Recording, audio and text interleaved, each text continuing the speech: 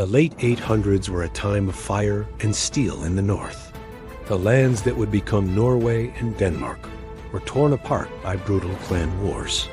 Kings rose and fell, and a man's survival often depended on the strength of his sword arm and the loyalty of his followers. In this violent world, a warrior named Rollo carved out a fearsome reputation. He was a sea king, a man of immense strength and ambition, whose name was spoken with both respect and fear. But his fierce independence put him on a collision course with a rising king who demanded absolute loyalty. Rollo defied the king's decree against raiding Norwegian shores, and for his defiance, he was declared an outlaw, banished from his homeland forever. But exile was not the end for Rollo. It was a new beginning. He was a natural leader, and his reputation drew others to his cause. Ship captains with a thirst for adventure, fearsome berserkers who lived for battle, and countless outcasts with nowhere else to go flocked to his banner. They were not just warriors. They were families' men, women, and children who had lost their homes and now sought a new life, a new land to call their own. Rollo gathered this disparate group, forging them into a loyal and formidable force. Their longships, with their dragon-headed prows, set sail from the fjords of Norway, leaving behind a past of feuds and betrayal, heading south toward the rich and tempting lands of Francia. Rollo's fleet descended upon the coasts of Francia like a storm from the north. They sailed up the Seine and other rivers, their raids striking deep into the heart of the kingdom. The Franks, caught off guard by the speed and ferocity of the Vikings, were powerless to stop them. Monasteries, rich with gold and silver, were sacked and burned to the ground. Towns were plundered, and the wealth of Francia began to flow back to Rollo's growing army. His name became a whisper of terror, a thunderous roar that echoed across the Frankish countryside. He was the wolf at the door, the unstoppable force of destruction. Yet, even as his coffers filled with silver and his legend grew, Rollo was a man of foresight. He was more than just a raider. He was a strategist who understood the limitations of his way of life. He knew that a life of constant raiding was unsustainable. They could plunder and burn, but they could not live on ships forever. His people needed more than just treasure. They needed land. They needed a permanent home where they could farm, raise their families, and build a future. The constant search for loot would eventually lead to their downfall. Rollo began to look at the fertile fields and fortified towns of Francia, not just as targets for plunder, but as the key to his people's long-term survival. In the year 885, Rollo's ambitions led him to join a massive Viking army that laid siege to the city of Paris. It was one of the largest Viking forces ever assembled, and their target was the strategic and symbolic heart of West Francia. Hundreds of longships blockaded the Seine, and a vast army of Northmen surrounded the city's formidable stone walls.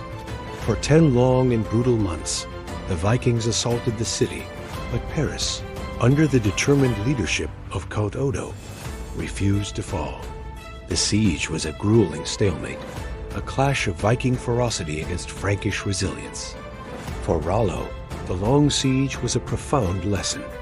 As he watched the defenders of Paris hold firm behind their stone walls, he saw the true nature of power. It wasn't just about the ability to raid and destroy. It was about the ability to endure and protect. He observed the fertile farmland surrounding the city, land that could feed a population and sustain a kingdom through even the longest siege. Plunder was temporary, a fleeting prize that could be spent or lost. But land, and the strong walls to defend it was the foundation of lasting survival and true power. The siege of Paris transformed Rollo's perspective. His goal shifted from a life of raiding to the dream of ruling a land of his own. The endless Viking raids had brought the kingdom of Francia to its knees. King Charles, known to history as the Simple, was a ruler in a desperate situation. His armies could not defeat the Northmen in the field, and his treasury was drained from paying them off. He needed a permanent solution, to stop the constant cycle of violence and extortion. In a bold and pragmatic move, Charles decided to make his greatest enemy his greatest ally. He sent envoys to Rollo, the most powerful Viking leader on the Seine, with an unprecedented offer, a bargain that would change the course of history. The king's proposal was extraordinary. He offered Rollo a vast territory of land along the lower Seine River, the very region the Vikings had so often terrorized. He would also grant Rollo a noble title, making him a duke of the Frankish realm. To seal the pact, Charles offered the hand of his own daughter, Gisela, in marriage. This would bind Rollo to the royal family and integrate him into the Frankish nobility. In return for this incredible grant of land, title, and marriage, Rollo had one crucial duty. He and his men must defend Francia from all other Viking raiders. Rollo, the pragmatist, saw the immense opportunity and accepted the terms. However, when the time came to swear fealty, a dispute arose over the ceremony. Rollo was expected to kneel to kiss the king's foot, an act of submission he found intolerable. Refusing to bow, he instead ordered one of his warriors to perform the rite for him. The warrior, showing the same defiant spirit as his leader, simply grabbed the king's foot and lifted it to his mouth, causing the king to tumble backward. The Northmen roared with laughter, a clear sign that while they were becoming allies, they would not be easily tamed. The land granted to Rollo and his followers soon became known as Normandy Terra Norinorum, the land of the Northmen.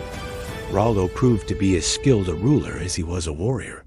He immediately set about transforming his new domain from a Viking stronghold into an organized duchy.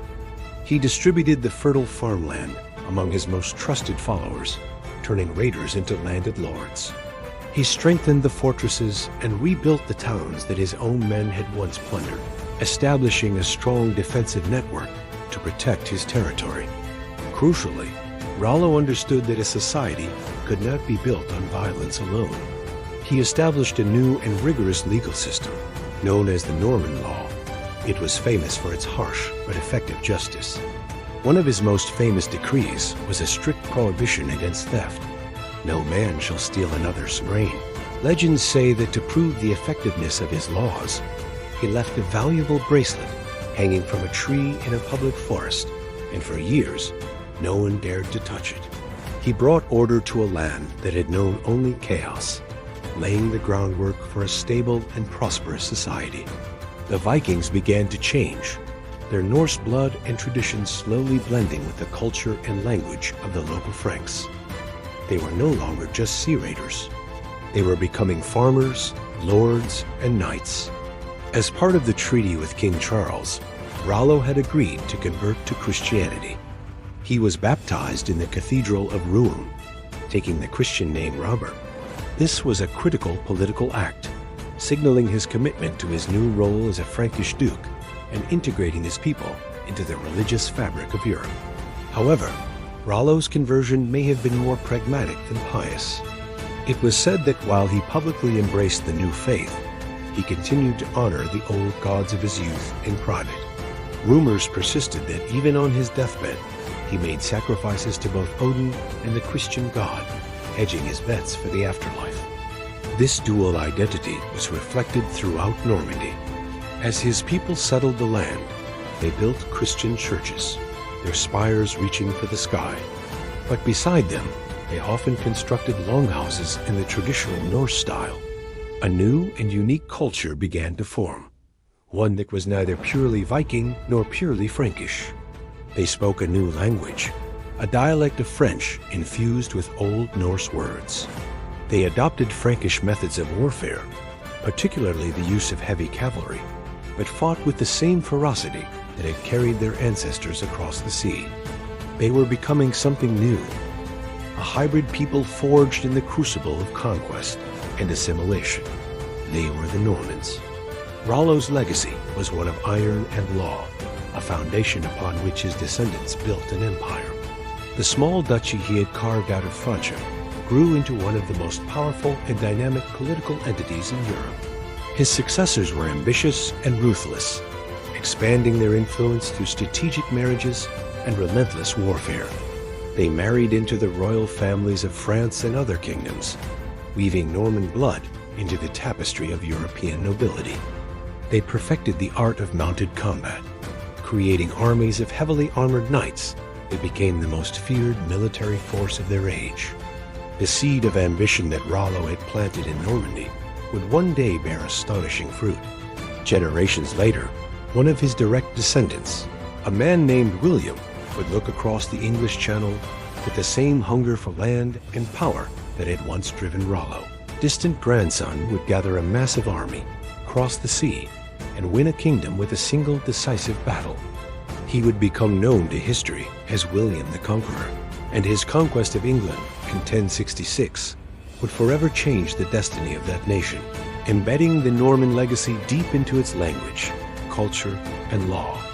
In his old age, Rollo the Walker, the man who had marched across kingdoms, could finally rest. He walked the green fields of Normandy, the same lands he had once taken by the sword, now peaceful and prosperous under his rule.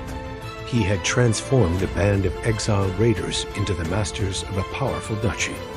He was a bridge between two worlds, the pagan North and Christian Europe, the age of Vikings and the age of knights.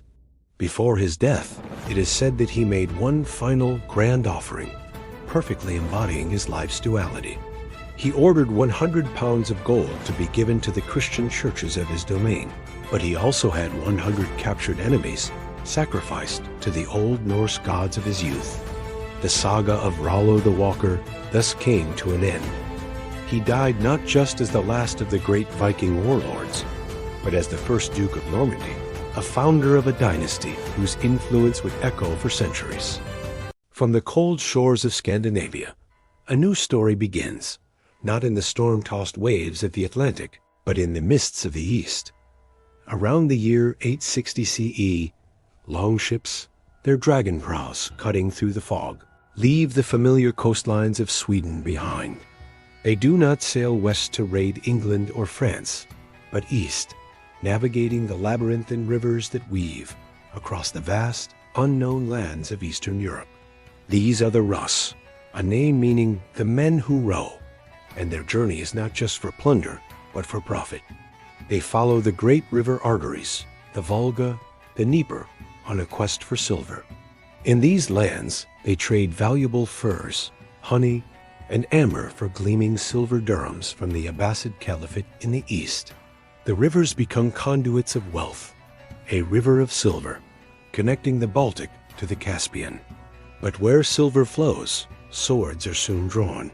The promise of fortune attracts warriors, and these river routes quickly transform from peaceful trade highways into contested battlegrounds, where ambition and steel decide who controls the flow of riches. Among these ambitious Norsemen is a chieftain named Rurik, a figure shrouded in the mists of legend, yet credited as the founder of a dynasty. Said to be of the Yngling clan, a lineage of legendary Swedish kings, Rurik's destiny lies not in his homeland, but in the fractious lands of the Slavs. The local Slavic and Finnic tribes, weary of constant internal feuds and external threats, see in the organized and formidable Russ a potential solution to their chaos. According to the primary chronicle, a medieval history of the region, the tribes send a message to the Russ, declaring, "Our land is great and rich, but there is no order in it. Come to rule and reign over us." Whether by invitation or by conquest, Rurik accepts the call. He settles in the north, establishing a stronghold at Novgorod. Here, in this land of rivers and forests, he founds a dynasty that will endure for over 700 years. This moment marks the genesis of the first East Slavic state, a realm that history will come to know as the Kiev on Rus. While Rurik solidifies his rule in the north, two of his kinsmen, Eskold and Deer, look south with restless ambition. They lead their own band of warriors down the Dnieper River, a vital artery that flows towards the riches of the Byzantine Empire. Their journey brings them to a small, well-positioned settlement on a hill overlooking the river, Kiev. Recognizing its strategic importance as a trading hub, Controlling the route to the Black Sea, they seize it for themselves. From this new power base, Paskold and Dir established their own dominion, independent of Rurik's authority in Novgorod. This act plants the first seeds of rivalry within the burgeoning Rus world. The realm is now split between two centers of power, the northern stronghold of Novgorod and the southern gateway of Kiev. The unity of the Rus is yet to be forged, and the growing tension between these two poles of influence sets the stage for a future struggle for supremacy. The southern city of Kiev becomes a launching point for daring raids against the wealthiest prize of the known world, Constantinople, or as the Norse called it, Miklagard, the Great City. Lured by tales of its immense wealth, the Rus assemble fleets of longships and sweep down the Dnieper and across the Black Sea.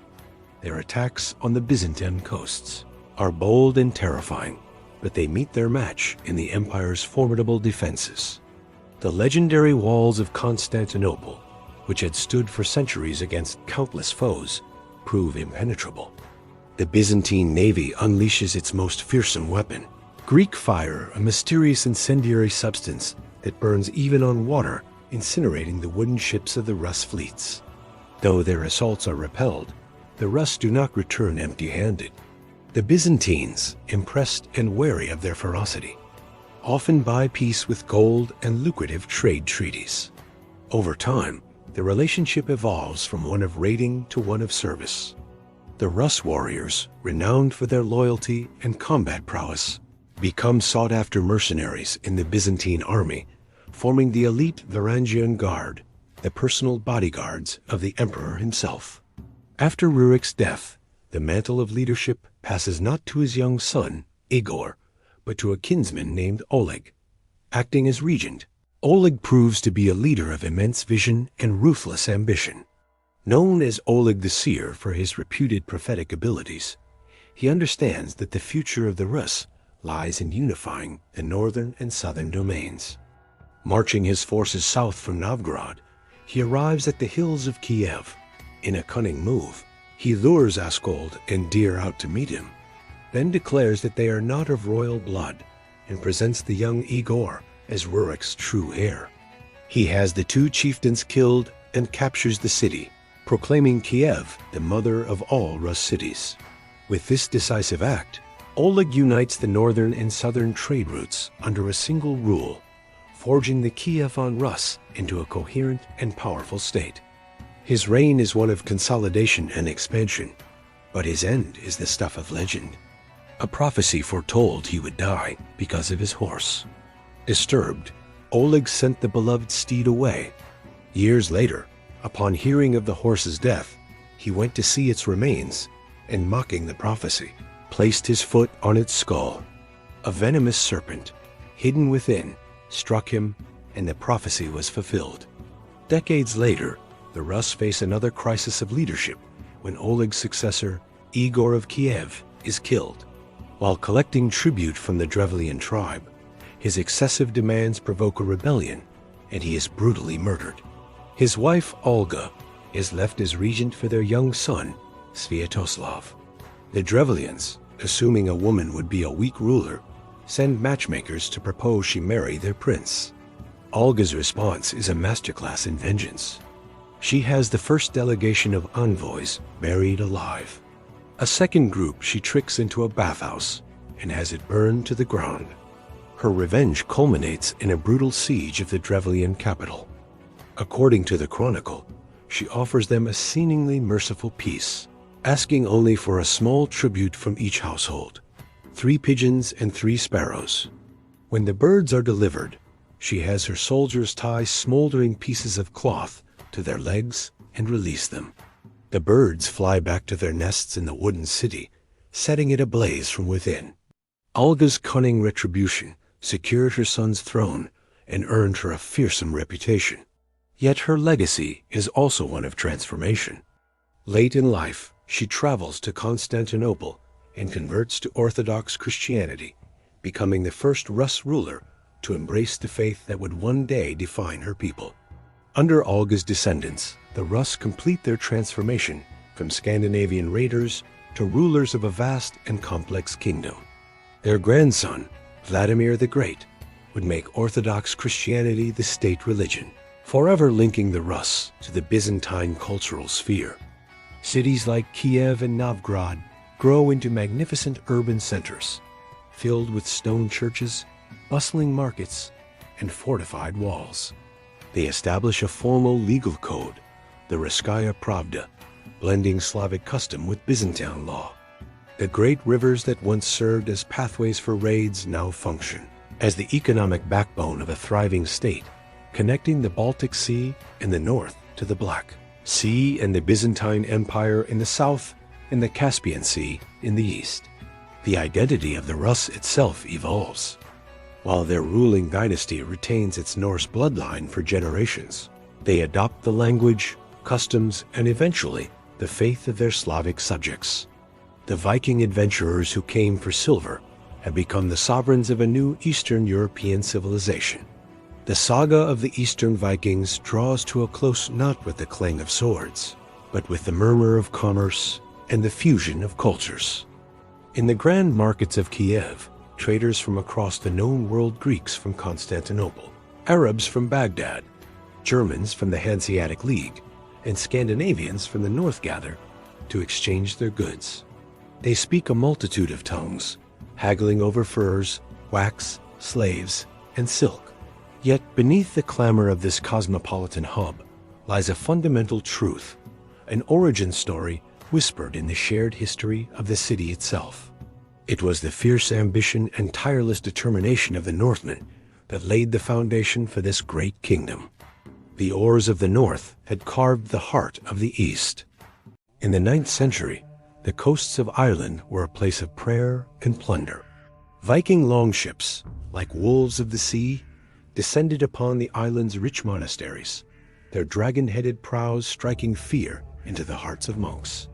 Gold, silver, and sacred texts were taken back across the waves, but one raider saw more than just treasure on these green shores.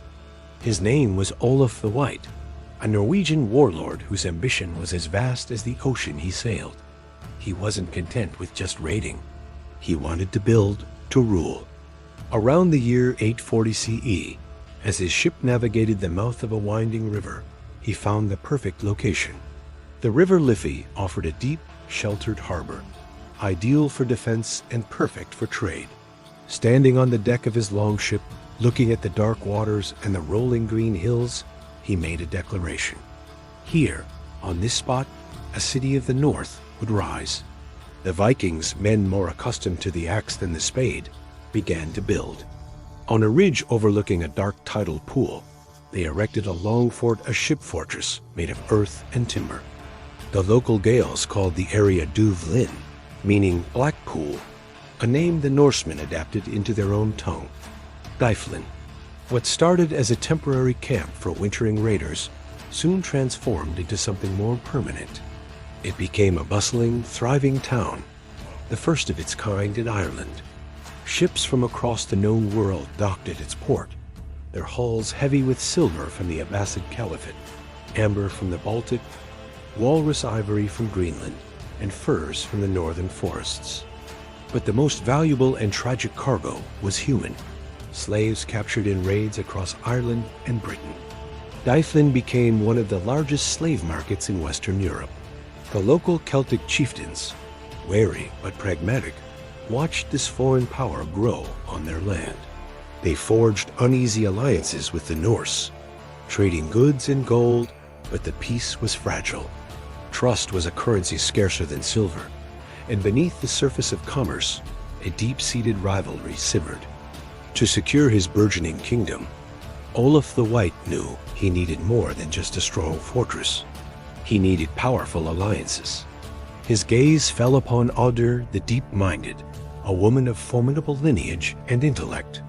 She was the daughter of a powerful Norwegian jarl, and crucially, the widow of a Norse chieftain who had previously tried to rule in Dublin. By marrying Audr, Olaf not only gained a respected partner, but also solidified his claim over the region, uniting rival Norse factions under his banner. This strategic union, however, was a double-edged sword. It cemented Olaf's control and brought a semblance of stability, but it also stirred resentment. The native Irish Gaels saw it as a further entrenchment of foreign invaders, while rival Norse jarls, who coveted Dublin for themselves, viewed Olaf's growing power with envy and suspicion. The fragile peace that had been bought with gold and marriage vows began to fray. A quiet but intense rivalry developed, a dangerous undercurrent of ambition and betrayal flowing just beneath the surface of daily life in Dyflin. Under Olaf and his successors, Dublin transformed into the undisputed heart of Norse Ireland. It was the capital of a unique maritime kingdom, a domain that stretched across the Irish Sea. Its rulers were not kings of land in the traditional sense. They were sea kings, their power rooted in their fleets of longships and their control over the vital trade routes. Their influence radiated outwards from the Blackpool on the Liffey, connecting Dublin to other Viking strongholds like York in England, the Orkney and Hebridean Islands off Scotland, and even Iceland. Through an intricate network of long-distance exchange, goods from Dublin traveled as far as the markets of Baghdad and the shores of the Caspian Sea. This wealth, however, was built on a foundation of violence. While merchants traded silk and spices in the city's bustling marketplace, Viking raiding parties continued to sail out from Dublin's harbor, sacking Irish monasteries and holy sites. This relentless plunder fed the city's coffers, but also fueled a growing fire of resentment and a holy wrath among the Gaelic Irish, who saw the Sea Kings as godless heathens. The constant raids and the growing arrogance of the Norsemen in Dublin could not be ignored forever. The High King of Ireland, Mael Secnil Mac Mael Ruanead, a powerful ruler from the southern Hugh Neil dynasty, decided that the foreign stronghold had to be destroyed. He began to gather a great army, uniting disparate Gaelic clans, vengeful monks whose monasteries had been burned, and even rival Norse factions who saw an opportunity to weaken Dublin's dominance. In 866, this formidable coalition marched on the Norse kingdom. Olaf the White, a seasoned warrior, was not one to hide behind his city's walls. He led his army out to meet the challenge, forming his elite warriors into a dense shield wall at a place steeped in Irish mythology, the Hill of Tara. The battle was a chaotic and brutal clash of cultures and steel. The disciplined Viking shield wall held firm against the ferocious charges of the Gaels, but they were vastly outnumbered. The fighting was fierce, a storm of axes, swords, and spears, but defeat for the Norse was inevitable. Olaf's army was broken, and he and the survivors fled the field. Mael Secnel's army marched on Dublin, burning the settlement to the ground and driving its Norse inhabitants out, forcing them to scatter to the Isles and their homelands across the sea. For several years, the fortress on the Liffey lay in ruins, reclaimed by the Gaels. The great Norse experiment in Ireland seemed to be over, but the dream of Dublin was not so easily extinguished. From his new base in Scotland, Olaf's son, Thorstein the Red, plotted his return. He inherited his father's ambition and cunning, and he was determined to reclaim his birthright. Thorstein didn't rely on brute force alone. He spent years forging new, clever alliances with Scottish chieftains and other Viking lords, gathering strength for his campaign. When the time was right, he led his fleet back across the Irish Sea. The Gaels had rebuilt their own fort at the site, known as Athcliath, the Ford of Hurdles. Thorstein's reclamation of the city was not a grand, pitched battle, but a brutal and effective night assault. Under the cover of darkness, his warriors stormed the fort, overwhelming its defenders and retaking the strategic position. The Norse were back. The city of Dyflin rose once more from the ashes, but it was different this time. The years of conflict, trade, and proximity had begun to blur the lines between the two cultures. The new Dublin was a fusion, a place where Norse and Irish blood, language, and law began to mix, creating a unique Hiberno-Norse identity. Over the next century and a half, the Sea Kings of Dublin and their people continued to evolve. The descendants of Olaf the White and the first Viking raiders gradually became more Irish than Scandinavian. The hard-edged Norse culture began to soften, absorbing the customs, language, and beliefs of the land they had conquered. The rulers of Dublin, once devout followers of Odin and Thor, began to convert to Christianity, building churches where temples to their old gods might have once stood. They intermarried extensively with the Gaelic nobility, their children bearing names that blended Norse and Irish traditions. The kingdom they ruled was no longer a simple foreign outpost, but a complex, hybrid state, a powerful player in the intricate politics of medieval Ireland. This long era of Norse dominance reached its climax and its end early 11th century. The Irish High King, Brian Boru, challenged the power of Dublin and its allies, leading to the legendary Battle of Clontarf in 1014. The last great Norse sea king of Dublin was defeated, and though the city itself remained, the battle effectively broke the back of Viking political power in Ireland forever, marking the twilight of the Sea Kings. The saga of the Dublin Sea Kings was over, but their legacy was etched into the very stones of the city they had founded. The Norse name, Dyflin, from the black pool where their first ships anchored, survived and evolved into the modern name Dublin.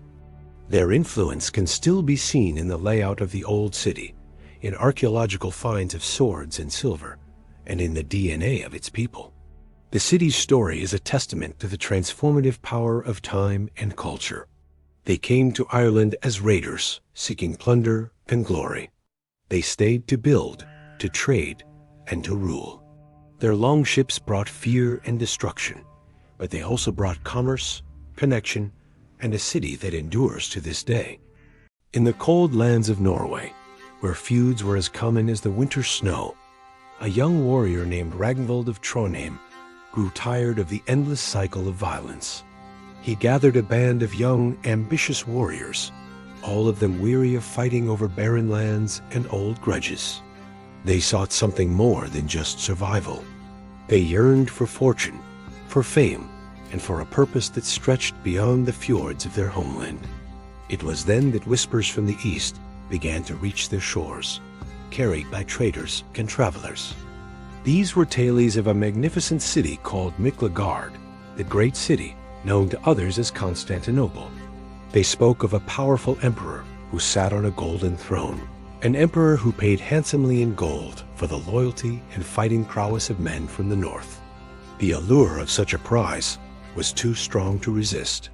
The promise of wealth and glory, earned through strength and skill, was a dream that every Norseman cherished. Ragnvald and his followers assembled at the water's edge, their longships bobbing in the frigid waves. There, with the salt spray on their faces and the cold wind in their hair, they swore a binding oath. It was a solemn vow, one that tied their fates together. They swore to serve the foreign emperor with unwavering honor, to fight his battles as if they were their own, and to one day return to their homeland not as they had left, but as men of renown, their chests heavy with silver, and their names etched into the Sagas. This oath was their pact, their guiding star, the invisible chain that would hold them together through the perils that lay ahead. The journey to Miklagard was a saga in itself, a perilous voyage that would test their resolve at every turn. Their longships sliced through the dark waters of the Baltic, leaving the familiar shores of Scandinavia behind. They entered the vast, winding river systems of Eastern Europe, a network of waterways that served as the highways of the Rus. This was a land of dense forests, sprawling marshes, and scattered Slavic settlements. For Ragnvald and his men, it was a world of both opportunity and danger. They traded their northern furs and armor for grain and supplies, their gleaming axes a silent deterrent to any who might think them easy prey. At other times, they were forced to raid, taking what they needed by force when peaceful negotiation failed. Their long journey eventually led them to the bustling river port of Kiev, a rising power in the land of the Rus. The city was ruled by the formidable Prince Yaroslav the Wise, a ruler who understood the value of a strong alliance and the ferocity of the Norsemen. Impressed by their discipline and martial bearing, Yaroslav granted them safe conduct through his lands, allowing them to continue their journey south towards the Black Sea and the Byzantine Empire. The path was not without its hardships. Disease crept into their ranks, claiming strong warriors in their sleep. Ambushes sprung from the dense forests lining the riverbanks, forcing them to fight for their lives. Yet, with every challenge they overcame, their reputation grew. Stories of the disciplined, ferocious warriors from the north traveled ahead of them, a ripple of fear and respect that preceded their arrival in the great city of their dreams. After months of travel, the sight that greeted them was beyond anything they could have ever imagined. Miklagard, Constantinople, rose from the shores of the Bosphorus like a jeweled crown.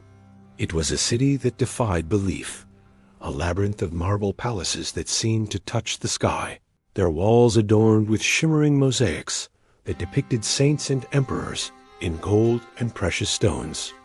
The streets teemed with a vibrant, chaotic mix of people from every known corner of the world, merchants from Persia, scholars from Greece, and nomads from the steppes, all mingling in a symphony of languages and cultures.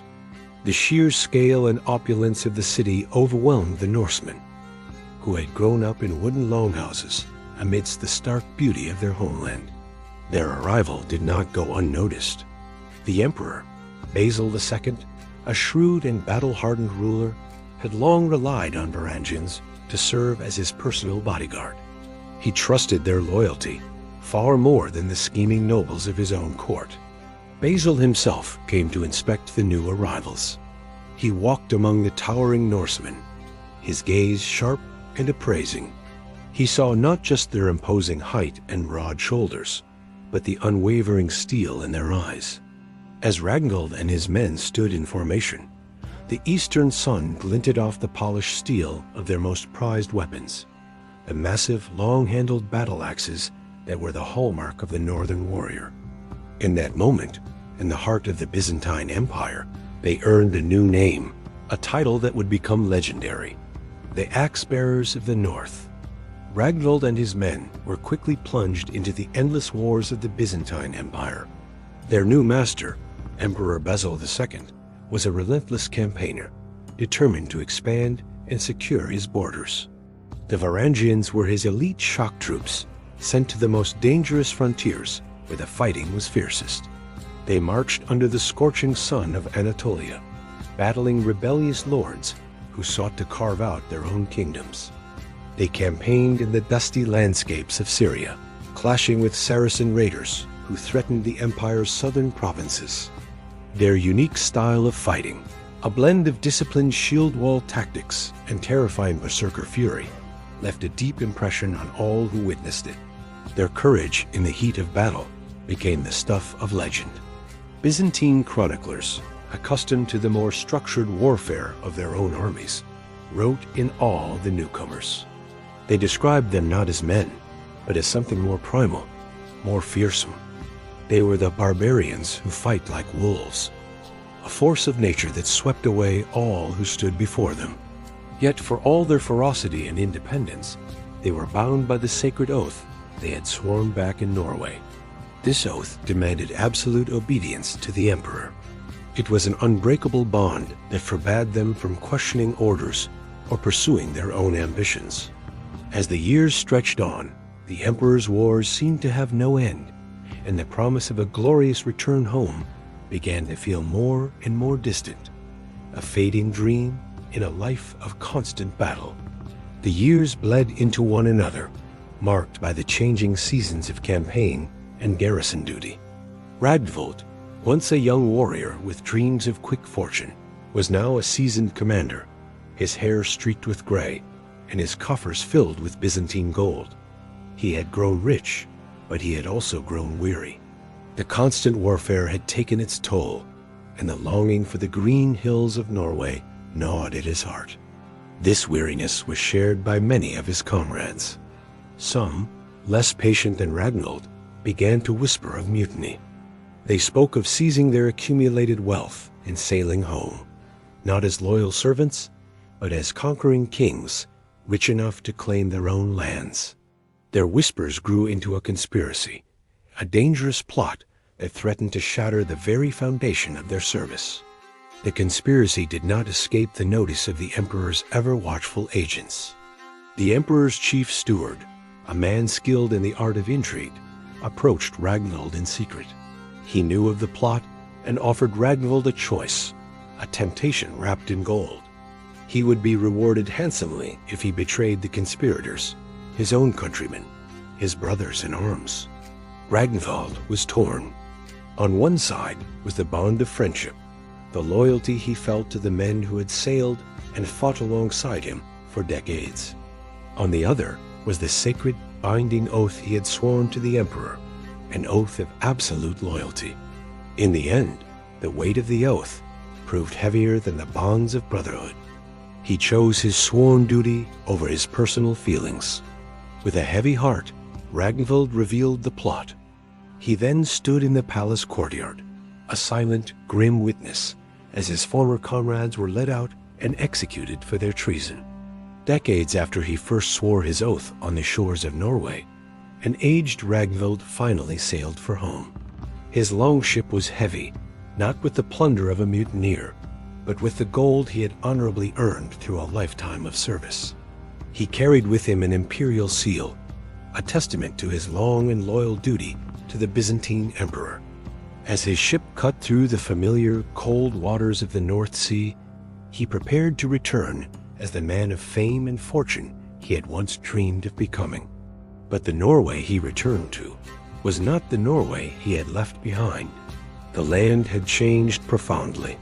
The old gods, Odin and Thor, were largely forgotten, their altars replaced by the stone churches of the new Christian faith that now ruled the land. The feuding warlords of his youth were gone, replaced by a more centralized kingdom. His own name, Ragnvald of Trondheim, which he had hoped would be sung in sagas, was barely a whisper, a forgotten echo from a bygone era. The world had moved on without him. He was a stranger in his own homeland, a relic of a past that no longer existed. He walked to the burial care of his father, a simple mound of stones overlooking the fjord. There, with no one to witness his final act of service, he dug into the cold earth and buried his great Varangian axe, the symbol of his life as a warrior in a foreign land. As he covered it with soil, he murmured to the wind, his voice raspy with age and regret. Gold is light. Oaths are heavy. The legacy of the Varangian Guard, however, endured long after Ragnvald and his generation had passed into memory. Their presence was etched not just into the sagas of the North, but into the very stone of the empire they had served. For centuries to come, travelers visiting the magnificent Hagia Sophia in Constantinople could find faint inscriptions carved into the marble railings. They were Norse runes, a message from a distant past, left by a warrior far from home. Halfdan carved these runes. These simple words were a testament to the thousands of Northmen who had stood guard in the heart of the Christian world, their loyalty and strength becoming an integral part of Byzantine history. Their service became a legend that spanned two cultures. In the north, they were the heroes who journeyed to Miklagard and returned with unimaginable wealth. In the south, they were the axe-wielding barbarians, the emperor's most trusted and fearsome protectors. They were warriors from what the Byzantines considered the very edge of the world, guarding the greatest and most sophisticated empire of their age. The saga of the Varangian Guard serves as a powerful reminder of a unique chapter in history, a time when two vastly different worlds collided. It is a story that concludes with a profound truth. The cold, harsh north gave the world not only its fiercest swords and most formidable warriors, but also its truest and most unbreakable oaths. The year is 1408, and the world is growing colder. On the jagged coast of Greenland, the western settlement has fallen silent. For years, the ships from Iceland and Norway have stopped coming, their routes choked by a relentless expansion of sea ice. The connection to the old world, the lifeblood of the Norse colony, has been severed. In the eastern settlement, a farmer named Arn Thorvaldsen A man who carries the blood of Leif Erikson in his veins stares out at the frozen fjord. While others speak of abandoning this land, Arn refuses. This is his home, the land of his ancestors, and he will not be the one to let its memory fade. There was a time when this harsh landscape knew prosperity. Greenland's fjords once echoed with the lowing of cattle and the clang of the blacksmith S-hammer. Trade ships brought the riches of Europe iron for tools and weapons, fine cloth, and the word of God. In return, the Greenlanders sent back walrus ivory, thick wool, and the prized white falcons sought by kings. It was a thriving outpost of Christendom at the edge of the known world. Now those days are a fading memory. The grand churches, built with hope in stone, stand empty, their bells silent. The once green pastures are buried under snow for most of the year, and the cattle have long since perished. Seals, hunted from kayaks in the frigid waters, are the only reliable source of food to see them through the ever-lengthening winters. Amidst the growing despair, the community is divided. Father Eric, the settlement's priest, preaches unwavering faith, insisting that God is merely testing them and that they must remain true. But in the dim light of the long houses, others whisper of older things. They say the Christian God has forsaken them, and that the old gods of the north, the gods of ice and wind, have returned to reclaim their domain. The winter that followed was one of devastating famine. The autumn hunting season failed, with seal and caribou mysteriously absent. The stored food dwindled with terrifying speed, and the cold settled into their bones, a permanent, gnawing ache. Sickness followed hunger, and Arn's wife, Sigrid, fell gravely ill, her breath growing shallow in the frigid air of their home. A chilling paranoia crept through the settlement. Rumors spread in hushed, fearful tones of families who had simply vanished during the blizzards, their homes found empty, their footprints erased by the snow. It was as if the ice itself was swallowing them whole. One night, as Arn stood vigil by Sigrid's side, a strange light appeared on the western horizon. It was not the familiar, ethereal dance of the aurora. This was a steady, fiery glow over the sea, a beacon in the crushing darkness. For Arn, it was not a portent of doom, but a sign, a call to action. With renewed purpose, Arn gathered the last able-bodied men. He rallied them around the Sea Dragon *, the last seaworthy longship in the settlement, its timbers groaning but still strong. Their mission was desperate and perhaps foolish: to sail west, to break through the ice and discover the fate of the vanished western settlement. In the back of Arn's mind, a wilder hope flickered, the hope of rediscovering Vinland, the legendary green shore his ancestor had found centuries before. The voyage was a descent into a world of myth and madness. Storms battered their small vessel, and the ever-shifting sea ice threatened to crush their hull. In the disorienting fog, the crew was haunted by the sounds of the deep, the mournful, booming songs of whales echoing from directly beneath them, a sound so profound it felt like the voice of a sleeping giant. The journey was no longer a search for men, but a passage into the unknown. After weeks of struggle, they finally reached the shores of the western settlement. The silence that greeted them was absolute and terrifying. They walked through a ghost town of empty longhouses and collapsed sod roofs. The bones of livestock and humans lay scattered in the frozen soil, a testament to a slow, agonizing end. Crosses, symbols of their faith, were half buried in the snow, leaning as if in surrender. On a piece of driftwood near the abandoned pier, Arn found a journal, its words crudely carved into the wood. It told a grim tale of starvation and disease, of prayers that went unanswered. The final entries spoke of the sea rising higher each year, a strange and ominous complaint. A new horror began as they explored the ruins.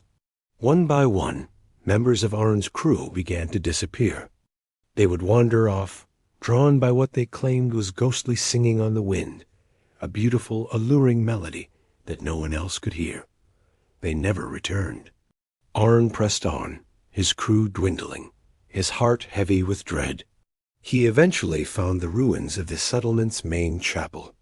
Inside, the Christian symbols were still visible, but they were intertwined with something else. On the stone walls, Norse runes were carved alongside strange, swirling symbols he did not recognize, the art of the native peoples of this land. A profound realization washed over him. His people had not just died. Faced with annihilation, they had made a choice. They had not been conquered by the land. They had joined it, blending their culture, their beliefs, and perhaps their blood with the Skrellings, the people who knew how to survive in this frozen world. They had shed their Norse identity to become something new.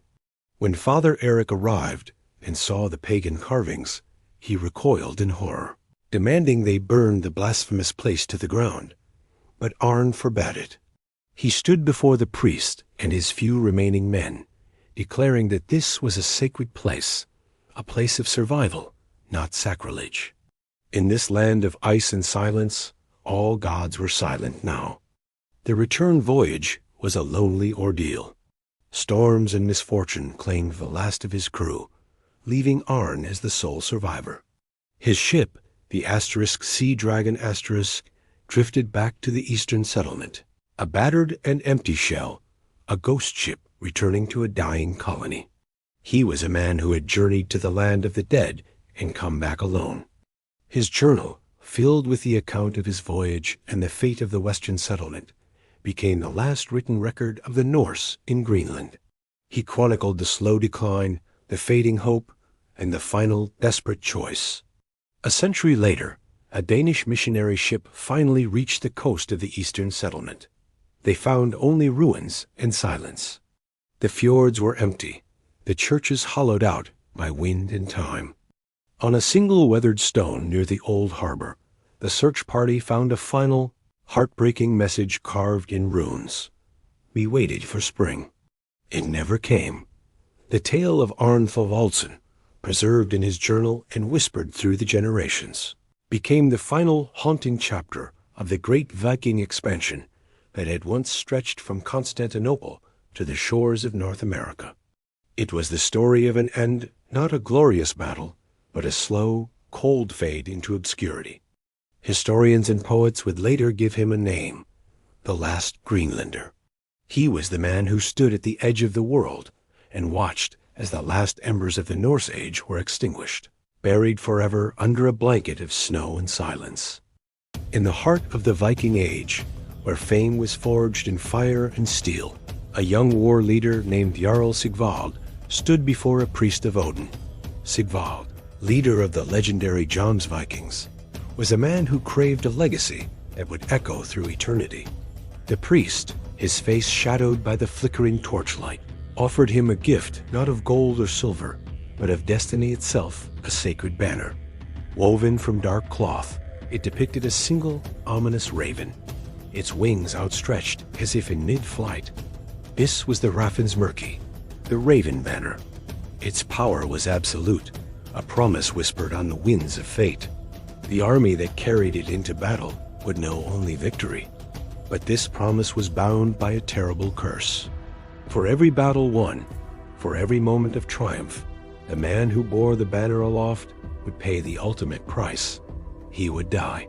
Sigvald looked at the banner, its raven seemingly staring back at him from the void. He saw not a curse, but a path to glory.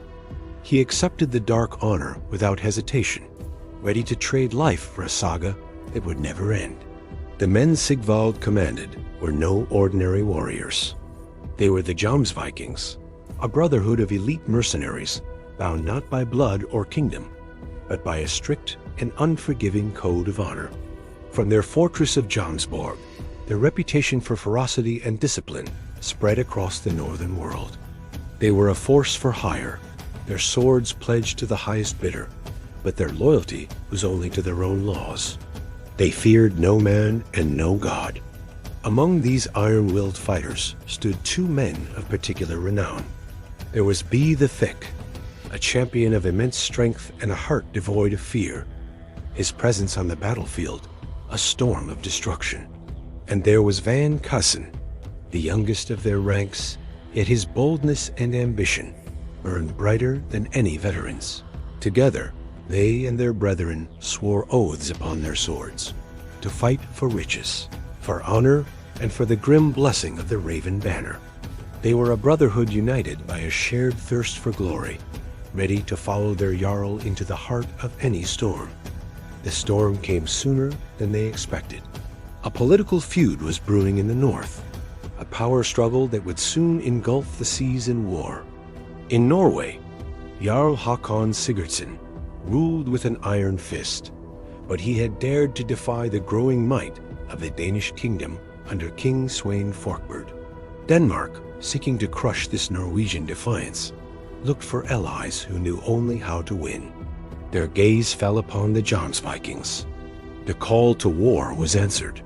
Lured by the promise of immense wealth and an easy victory against a lone Norwegian Jarl, Sigvald and his Jomsvikings agreed to join the Danish invasion fleet. They would sail north, confident that with their unmatched skill and the dark magic of the Raven Banner, the lands of Norway would soon fall before them.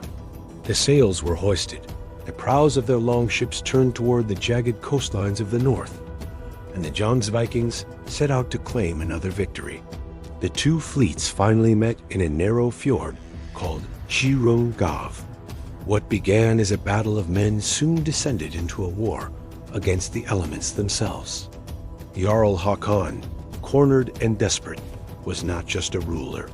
He was said to be a practitioner of the old magic. In a dark ritual, he offered a sacrifice to his patron goddesses, calling upon supernatural forces to aid him. As the Jomsvikings advanced, the sky turned a bruised purple. A storm of unnatural ferocity erupted, lashing the sea into a chaotic frenzy. Hail, as large as stones, hammered down upon the warriors. Ghostly winds tore shields from their grips and snapped masts like twigs. The waves rose into monstrous walls of water, smashing ships against one another in a symphony of splintering wood and drowning screams. Arrows fired from Jomsviking bows were swallowed by the gales, disappearing uselessly into the maelstrom. It was chaos, a battle against the very sea and sky. Yet, through the howling wind and crashing waves, one thing gave the invaders hope. Each time the Raven Banner was raised, its dark wings seeming to beat against the storm, the tide of the battle turned. The Jomsvikings pushed forward, their resolve unbroken. But the banner's power demanded its payment. As the battle raged, the terrible nature of its curse became horrifyingly clear. The first warrior chosen to carry the banner, a man known for his strength, raised it high. The Jomsvikings surged forward, their axes finding their marks. But within moments, a stray arrow found the banner bearer, and he fell dead into the churning water. Another warrior, seizing the falling standard, took his place. He too led a successful charge, only to be cut down by a Norwegian sword. Again and again, the curse claimed its due. Every man who dared to carry the Raven Banner into the heart of the fight met a swift and certain end. A chilling fear began to creep into the hearts of these fearless men. The banner, once a symbol of guaranteed victory, was now an instrument of doom. Even B. the Thick and Van Kaysen, who had never known hesitation, now paused. They watched as man after man fell, their moments of glory extinguished as quickly as they began. The staff of the banner became a thing of dread, an object no one dared to touch. The loss of their banner bearers and the unrelenting fury of the storm finally broke the Jomsviking spirit. Their legendary discipline shattered, and their fleet was overwhelmed. The battle was lost. Defeat, a word rarely spoken in Jomsborg, was now a bitter reality. The survivors, including leaders like Jarl Sigvald, B and Van, were captured and brought ashore to face the victorious Jarl Hakon and his son, Eirik. They were lined up for execution, their hands bound, their epic campaign ending in humiliation. But the Jomsvikings were not broken. As the executioner's axe rose and fell, they faced death not with fear, but with defiant pride. One warrior, when asked if he feared death, famously laughed and said he only worried the executioner's blow might be too slow. B the Thick refused to be held, staring down his killer without flinching. Van Kaysen, ever bold, made a boast that so impressed his captors that Jarl Eirik himself stepped in and spared his life. Their captors, who had expected pleas for mercy, were instead met with unwavering courage.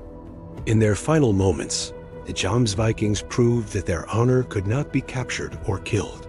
Some were executed, but others were spared, their lives granted out of sheer admiration for their unbreakable spirit. Though the Jomsvikings were defeated at Hierumgav, their saga did not end there. In defeat, they became legends. Their story of the cursed banner, the supernatural storm, and their fearless defiance in the face of death was told and retold in the smoky longhouses of the North for generations. They became the ultimate symbol of the Viking warrior ideal, men who valued honor and glory above life itself. And what of the Raven Banner, the catalyst for their doom and glory? It vanished. Some say it sank to the bottom of the fjord, its dark magic finally silenced by the sea. Others whisper that it was taken by the gods, waiting in the mists of time for a new generation of warriors, for those willing to pay fate's ultimate price for a moment of immortal fame. The saga of the Jomsvikings serves as a timeless and stark reminder. It teaches us that victory always has a cost, and that true, lasting fame often demands the greatest sacrifice of all. In the green valleys of Iceland, under the new laws of the Commonwealth, two friends built their lives. Bjorn the Wise, known for his keen mind and mastery of the law, and Thorvald the Strong, a warrior whose fame in battle was unmatched. Their friendship was the bedrock of their community, their households joined by marriage, their lands shared, their respect for one another absolute. They had settled in this peaceful corner of the world, hoping to leave the old ways of endless strife behind. For a time, it seemed they had succeeded. The land prospered, and their families grew, intertwined like the roots of the ancient oaks. The peace was disturbed by the arrival of a new chieftain, Sigrid. She married into Bjorn's extended kin, bringing with her a dowry of land and a heart full of unspoken ambition. There was a shadow in her past, a hidden grudge against Thorvald's family that she kept veiled behind a polite smile. The spark that would ignite the valley was struck at a winter feast. Sigurd's foster brother, a brash young man, was publicly shamed by Thorvald over a small, unpaid debt. In a culture where honor was the highest currency, the insult, though seemingly trivial, was a deep wound. Bjorn, ever the voice of reason, advised restraint and a peaceful resolution. But Thorvald, his warrior's pride stung, would not be placated.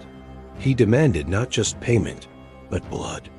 The fledgling legal system of the Commonwealth was put to the test. Chieftains and law speakers gathered to mediate. A settlement was proposed, a sum of silver known as wergold, calculated to repay the insult and restore honor. Oaths were sworn before the gods to uphold the agreement. Under pressure from Born and the community, Thorvald accepted the silver. But the peace was a fragile one. The whispers of his own men, calling his acceptance a sign of weakness, gnawed at him.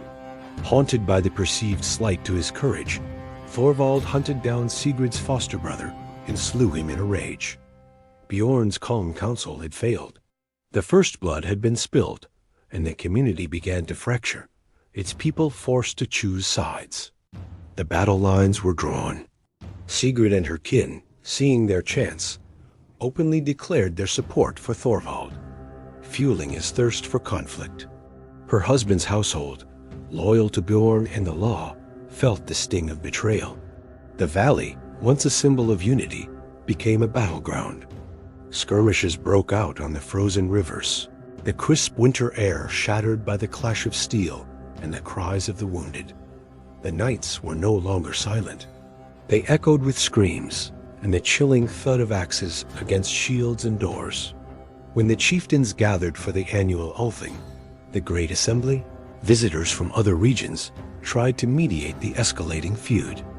Bjorn, his heart heavy, stood before the assembly and pleaded for a return to peace. But the drums of war were beating too loudly. The feud reached its horrifying climax one cold morning before the dawn. Fueled by vengeance and emboldened by Sigrid's whispers, Thorvald and his men descended upon Bjorn's homestead. They barred the doors and set the great timber hall ablaze. The flames roared, consuming the dry wood with terrifying speed.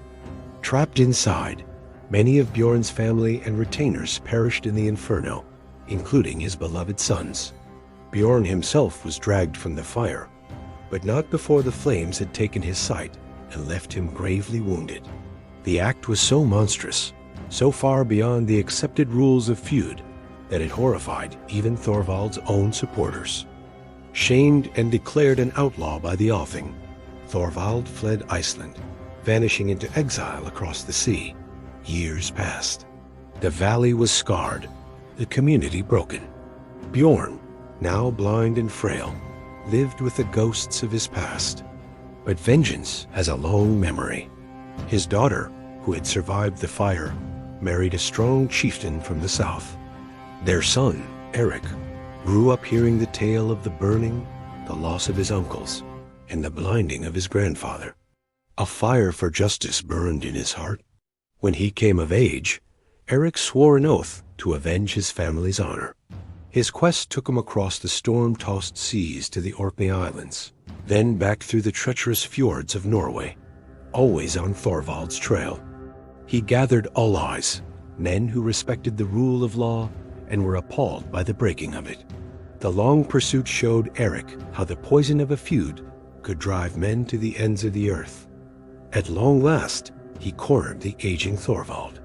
The final duel was not just for personal revenge, but for the honor of his grandfather and the very law of the land that Thorvald had so brutally defied. In the end, Eric's youth and righteous fury overcame Thorvald's legendary strength. The old warrior was slain. Eric returned home, not with triumph, but with a heavy heart, the burden of vengeance finally lifted. At the next Althing, the blind and ancient Bjorn held a final solemn ceremony. He stood before the assembled chieftains, his scarred face a testament to the cost of hatred. Peace was formally declared. Final settlements were paid, not in anger, but in reconciliation. The long, bloody feud was officially ended. The valley began to heal. New generations were born, and they were taught the story of Bjorn and Thorvald a lesson that even vengeance sought for a just cause leaves a fire that can consume everything and must in the end be quenched by mercy and law. The story became a saga, sung by poets in the halls of chieftains for generations to come. The songs told of Bjorn the Wise, who valued law above all, Thorvald the Strong, whose pride became his downfall, and Eric the Avenger, who restored his family's honor but learned the bitter taste of revenge. Their tale became a stark warning. Laws are built to protect us from ourselves, while feuds and vengeance will ruin all they touch. In the field where Bjorn's great hall once stood, a single tall stone was raised. It marked the place of the fire, a silent, enduring reminder of the terrible cost of honor and the flame of vengeance that had nearly destroyed them all. Before Columbus, before the age of sail and empire, a Viking longship sliced through the cold, gray waters of the North Atlantic. At its helm stood a man born of ice and saga, his eyes fixed on a horizon no European had ever crossed. This is the story of that man, Leif Erikson, the Norse explorer who sailed into a new world centuries before the rest of Europe even knew it existed. This is the saga of Leif the Lucky. Born around the year 970 CE, Leif was forged in the unforgiving landscape of Greenland. He was the son of a legend, Eric the Red, the fiery Norseman who, after being exiled from Iceland for manslaughter, established the first European settlement on that vast, icy island. Growing up on this rugged frontier was a harsh education. The world was a canvas of towering glaciers, windswept fjords, and the ever-present roaring sea. From his youth, Leif learned the essential skills of a Viking frontiersman: how to navigate by the sun and stars, how to survive in a land of brutal winters, and how to read the whispers of the wind. The stories of his ancestors, tales of gods and giants, exploration and conquest, were in his blood. He inherited his father's restless spirit, the insatiable Viking hunger for what lay beyond the known world. As a young man, Leif's journey took him eastward, back toward the heart of the Norse world. He sailed to Norway, a kingdom undergoing a profound transformation under its ambitious ruler, King Olaf I Tryggvason. In the royal court, Leif, the son of a staunch pagan, came face to face with a powerful new force sweeping across Scandinavia: Christianity. King Olaf, a zealous convert, was determined to bring all of Norway and its territories under the banner of the cross. Leif, perhaps through conviction, political necessity, or a mix of both, was converted and baptized. King Olaf then entrusted him with a monumental task: to return to Greenland and introduce Christianity to its people, including his own father, Eric the Red. Leif set sail for home, now a man caught between two worlds. Within him was the ancient heritage of Odin and Thor, the pagan gods of his forefathers, now intertwined with the new faith of Christ. This internal tension, this duality of belief and identity, would shape the man who was about to sail into history. Upon his return to Greenland, winds of change followed. While his mother, Thjodhild, embraced the new faith and even built the first church in Greenland, his father, Eric the Red, remained defiantly pagan. But other stories were also swirling in the salt-sprayed air of the settlement. A Norse trader named Bjarni Herjolfsson, years earlier, had been blown off course while sailing from Iceland to Greenland. He reported sighting strange, unknown lands to the westlands covered in forests and gentle hills, a stark contrast to Greenland's icy shores.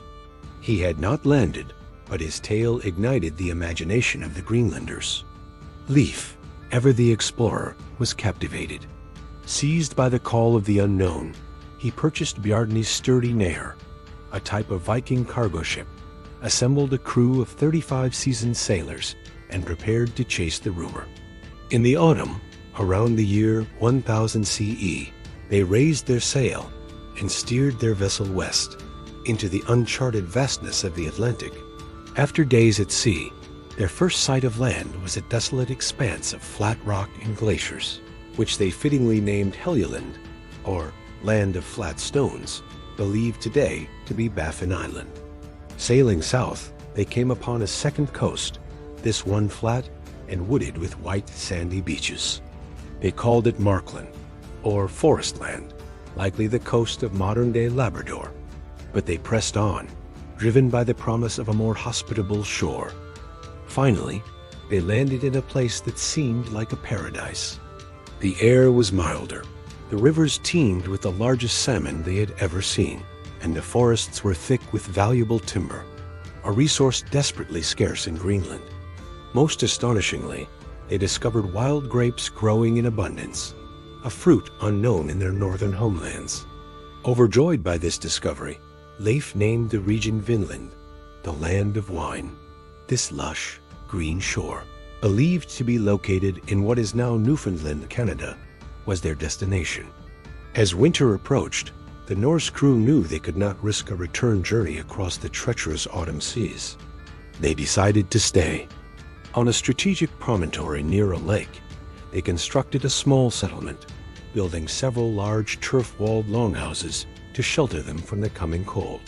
This encampment, which archaeologists now believe to be the site of Longzhu Meadows in Newfoundland, became the first European settlement in the Americas.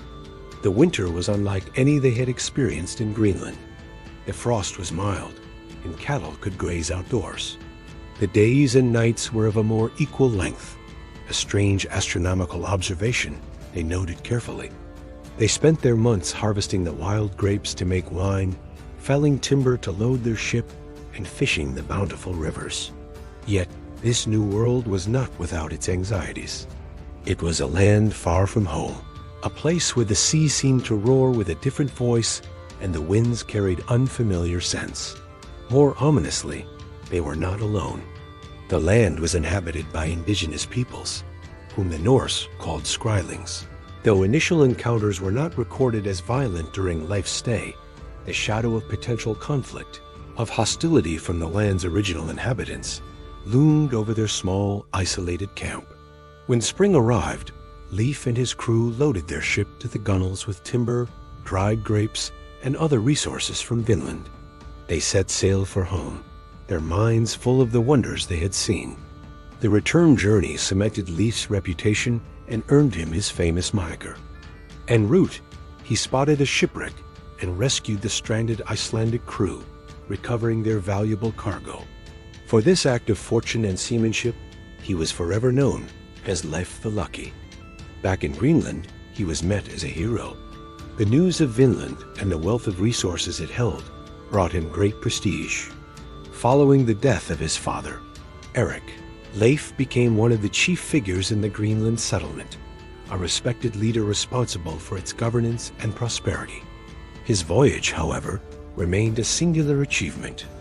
Subsequent Norse expeditions to Vinland, including one led by his own brother, were plagued by internal disputes and violent conflicts with the native population. Ultimately, the Norse failed to establish a permanent colony in North America. The distance was too great, the supply lines too long, and the resistance from the Skrælings too fierce. But the story of Leif's voyage endured, passed down through generations in the great Icelandic sagas. Leif Erikson's legacy is monumental. His daring exploration to the shores of North America occurred nearly 500 years before Christopher Columbus set sail, fundamentally changing our understanding of transatlantic contact and Norse expansion. For centuries, his story was confined to the pages of medieval sagas, dismissed by many as mere folklore. But in the 1960s, the archaeological discovery of the Norse settlement at Landsø provided stunning physical evidence, transforming legend into documented history. Scholars now widely regard Leif Erikson as the first European to have set foot on the continent of North America. His name echoes not just in sagas and academic texts, but in the cultural memory of the modern world. Statues honor his achievement in Iceland, Greenland, and North America. His voyage is a testament to the incredible skill, courage, and adventurous spirit of the Norse people. The saga of Leif the Lucky is more than just a historical footnote. It is a powerful reminder that the story of discovery is often more complex and ancient than we imagine.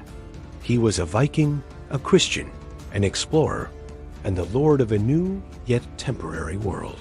His journey across the ocean is a timeless epic of human curiosity and the enduring quest to see what lies beyond the horizon.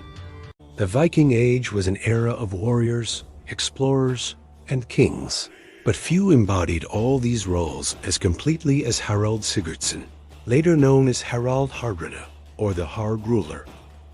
His life was a sprawling saga of exile, warfare, and ambition that stretched from the icy fjords of Norway to the golden halls of Constantinople and ended on a bloody field in England. Harald's story is not just the tale of one man.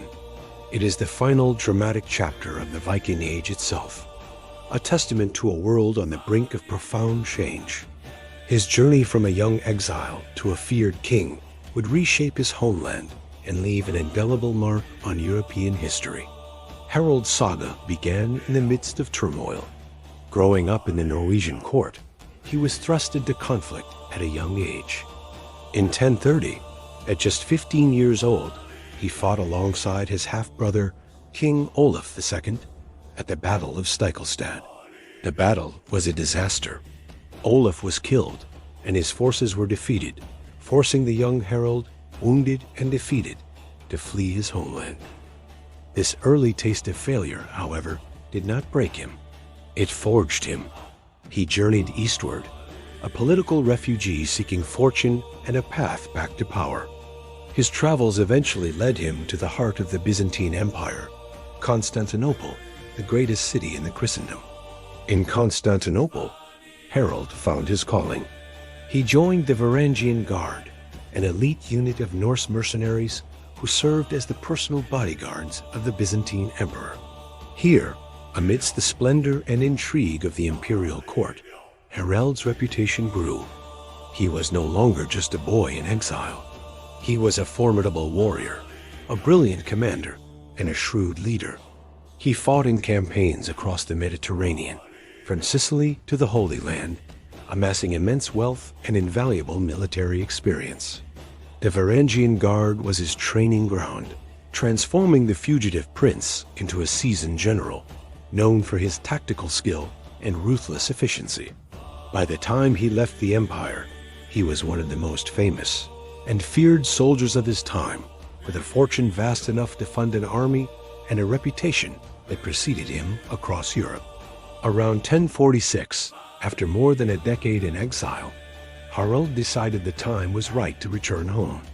He sailed back to Norway, not as a refugee, but as a contender for the throne, his ships laden with the gold he had earned in the east. Norway was then ruled by his nephew, Magnus the Good. Rather than challenge him directly in a costly civil war, Harald used his wealth and influence to strike a deal. He became co-king with Magnus, agreeing to share both the rule of Norway and his vast treasury. This arrangement, however, was short-lived. Just a year later, in 1047, Magnus died under mysterious circumstances, leaving Harald as the sole and undisputed king of Norway. As king, Harald applied the same ruthless determination that had served him so well as a mercenary. He was now Harald Hardrada, the Hard Ruler, a name that reflected his stern and uncompromising governance.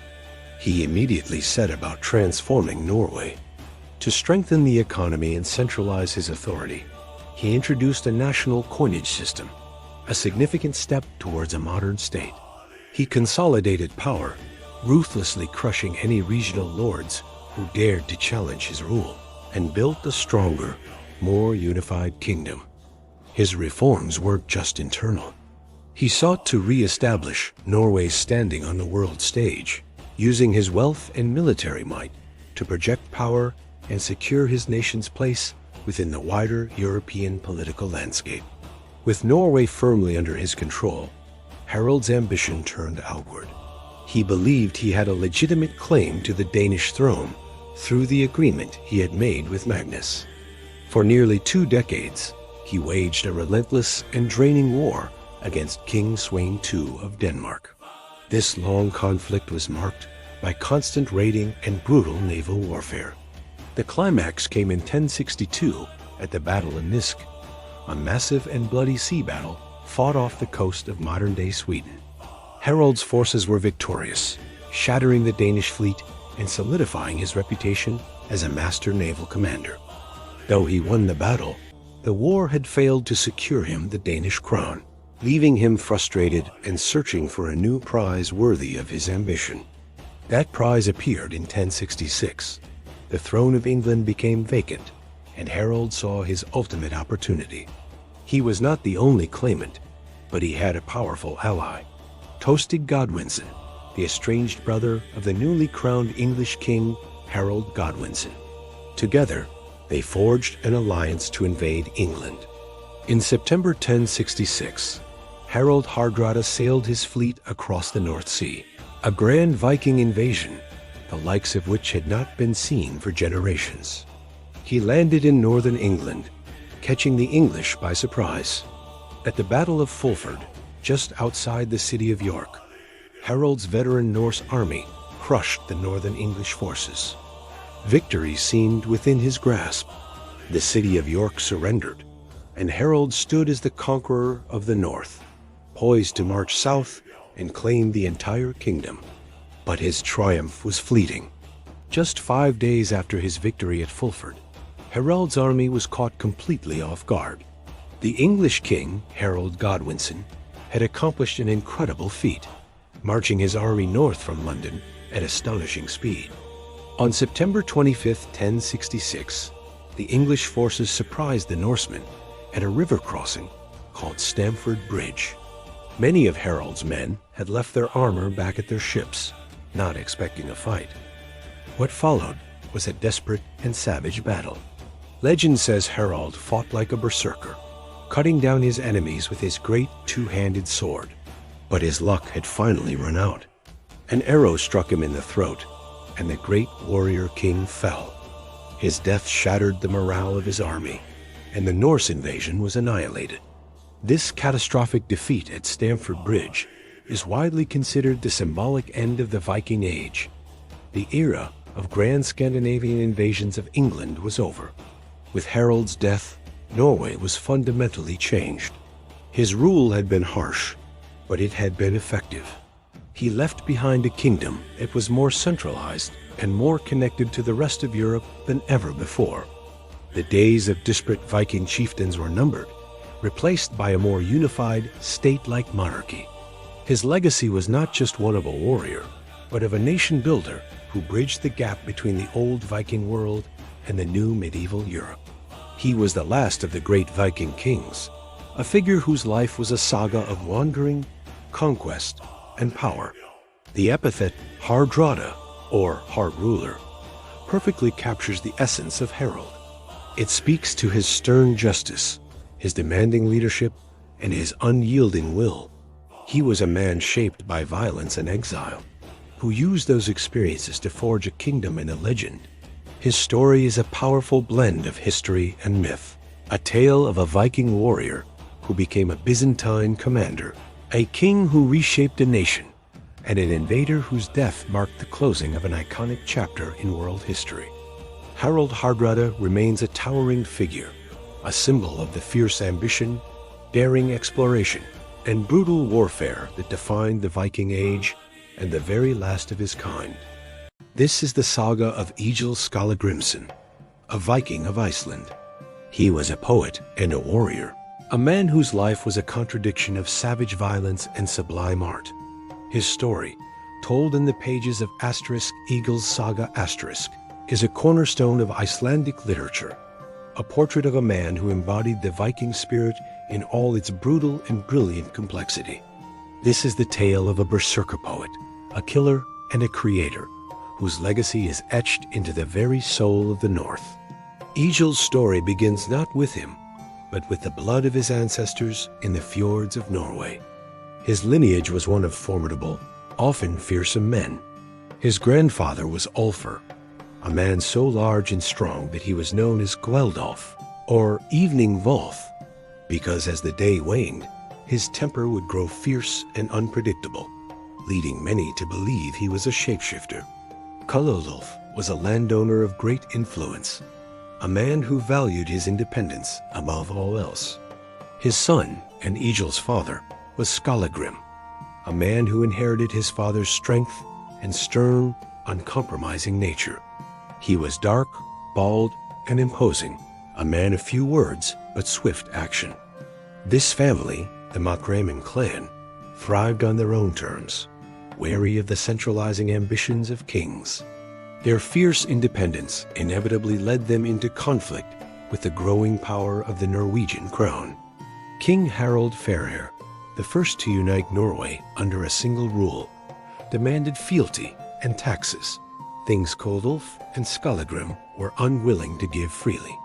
After a series of escalating conflicts, including the king's men killing one of Skallagrim's brothers, and Skallagrim retaliating by killing two of the king's sister cousins, the family's position in Norway became untenable.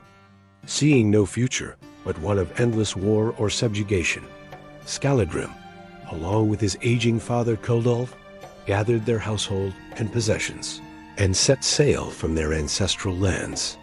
They followed the path of many other independent-minded Norwegians, heading west across the cold sea to the newfound land of Iceland.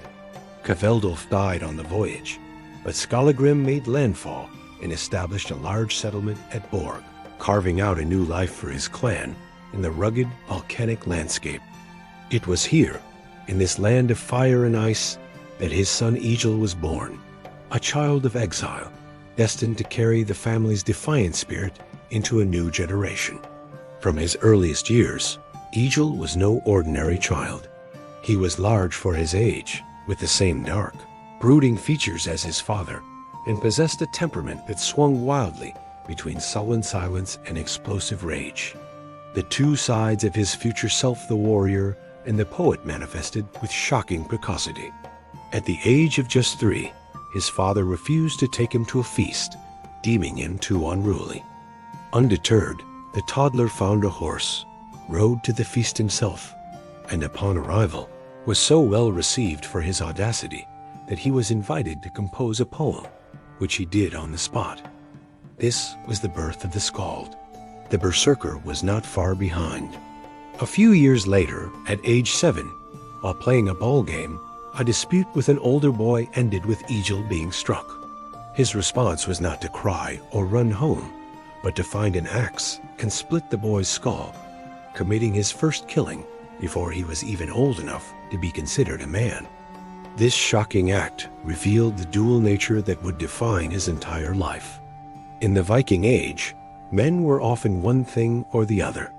They were warriors who fought for wealth and honor, or they were skalds, the court poets who crafted intricate verses to celebrate the deeds of those warriors. It was exceptionally rare for one man to be a master of both. Yet Egil was. His hands were equally skilled at gripping the hilt of a sword and at weaving the complex kennings and metaphors of skaldic poetry. He could compose a verse of dazzling beauty one moment and disembowel an enemy the next. This unusual combination made him an object of both fear and fascination, a man who navigated the world through both brute force and intellectual genius. His poetry was not a gentle art. It was a weapon, as sharp and deadly as his axe, used to praise his friends, insult his enemies, and bargain for his own life. The animosity that drove Skallagrim from Norway did not die with the journey to Iceland. It was inherited by Egil as a birthright. The primary target of this generational feud was King Harald Fairhair and his favored son, Eirik Bloodaxe. The conflict was constant and personal, a series of violent confrontations that spanned decades and crossed kingdoms. Egil's life became a tapestry of vendettas against Eirik and his formidable queen, Gunhild. These were not simply battles fought on a field. They were dramatic, outrageous acts of defiance. At one feast, Egil, feeling insulted, became murderously drunk, killed one of the king's men, and made a daring escape. On another occasion, suspecting a poisoned drinking horn was being offered to him, he carved magical runes onto it, causing the horn to shatter, and then proceeded to kill the man responsible. His defiance of Eirik Bloodaxe reached its zenith in Norway. After being declared an outlaw, Egil did not flee in shame. Instead, before sailing away, he landed on an island, erected a 9-sting escorn pole. He mounted a horse's head on the top, pointed it towards the mainland, and spoke a formal curse, a poem invoking the spirits of the land to drive King Eirik and Queen Gunhild from the kingdom. This was not mere superstition. It was a profound act of psychological and magical warfare. Whether by magic or by the tide of politics, Eirik was indeed later driven from Norway, a victory Egil claimed as his own. Egil's life was a cycle of provocation, violence, and escape, always living on the edge. His wits and his sword his only true allies against the power of kings. Seeking fortune and a respite from his Norwegian feuds, Egil's path led him abroad to the Anglo-Saxon kingdom of England. There, he and his beloved brother Thorolf entered the service of King Aethelstan, a powerful and successful monarch. In England, Egil's prowess as a warrior found a new and profitable stage. He fought as a mercenary in the king's army, most notably at the monumental Battle of Brunanburh in 937. This was a massive, bloody conflict where Aethelstan's forces clashed with a combined army of Scots, Britons, and Norsemen from Dublin. Egil fought with his characteristic ferocity, leading his men from the front and playing a key role in the English victory. The battle, however, came at a great personal cost. His brother Thorolf was killed in the fighting, a loss that devastated Egil. In the aftermath, as King Aethelstan rewarded his victorious commanders, Egil sat silent and grim his face a mask of grief. The king, recognizing his sorrow, offered him a generous payment of gold and silver in compensation for his brother's death, as was the custom. Egil accepted the wealth, but the experience solidified his view of the warrior's life. A path to riches and renown, but one paved with sorrow and loss. He composed a powerful poem mourning his brother, and with his honor proven and his coffers full, he eventually left the king's service. His reputation as one of the great warriors of his age, now firmly established far beyond the shores of Iceland and Norway. After a lifetime of roving and raiding, feuding and fighting, an aging Egil finally returned to Iceland to live out his final years. A fire of his youth had not been extinguished, but it now burned within a failing body. He grew old, frail, and blind, living at the farm of his adopted daughter. Yet, even in his decline, the old berserker poet remained a formidable and cantankerous presence. He was a living legend, the embodiment of a passing age. The savagery that had driven him to kill a boy at age 7 was still there, simmering beneath the surface.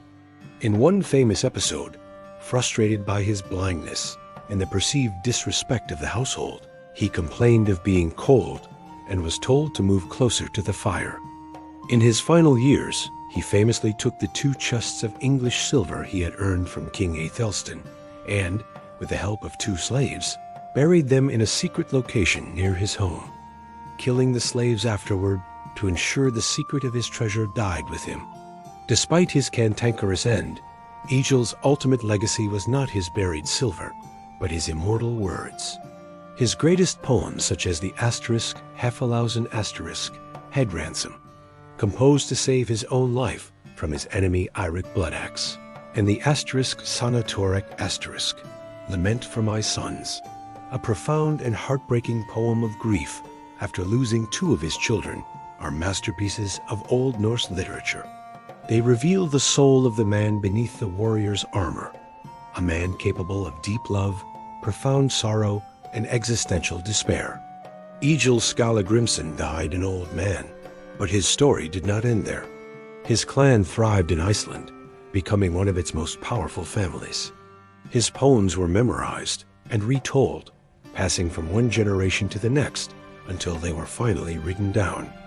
Through the saga that bears his name, the Viking who is both a monster and a genius, a killer and a poet, achieved a kind of immortality, his voice echoing down through the centuries as a testament to the wild, contradictory spirit of his age.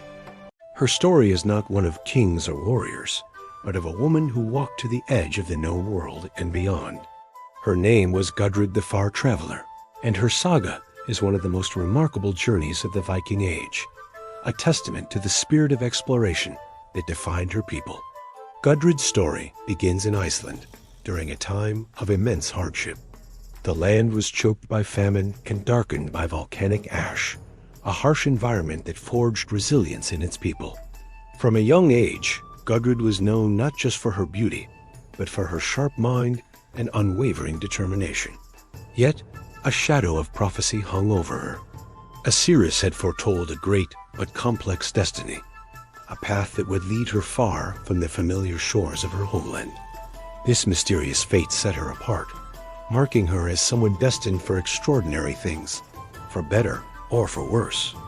It was a burden and a promise, a whisper of the incredible journeys that awaited her across the vast, uncharted waters of the world. The first great turn in her life came when her father, Thorbjorn, decided to join an ambitious expedition.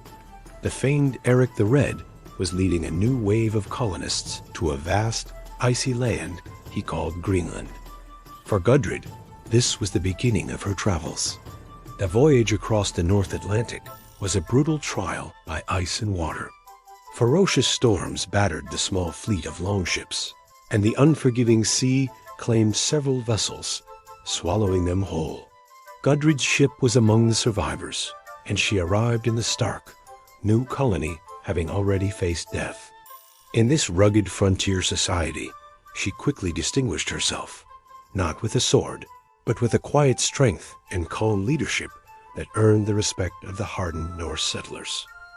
Life in Greenland was a constant struggle for survival. Gudrid soon married Thorstein, the youngest son of Eric the Red, linking her to the most powerful family in the colony. But happiness was fleeting in this harsh land. A devastating epidemic swept through the settlement, and disease claimed many lives, including that of her husband Thorstein.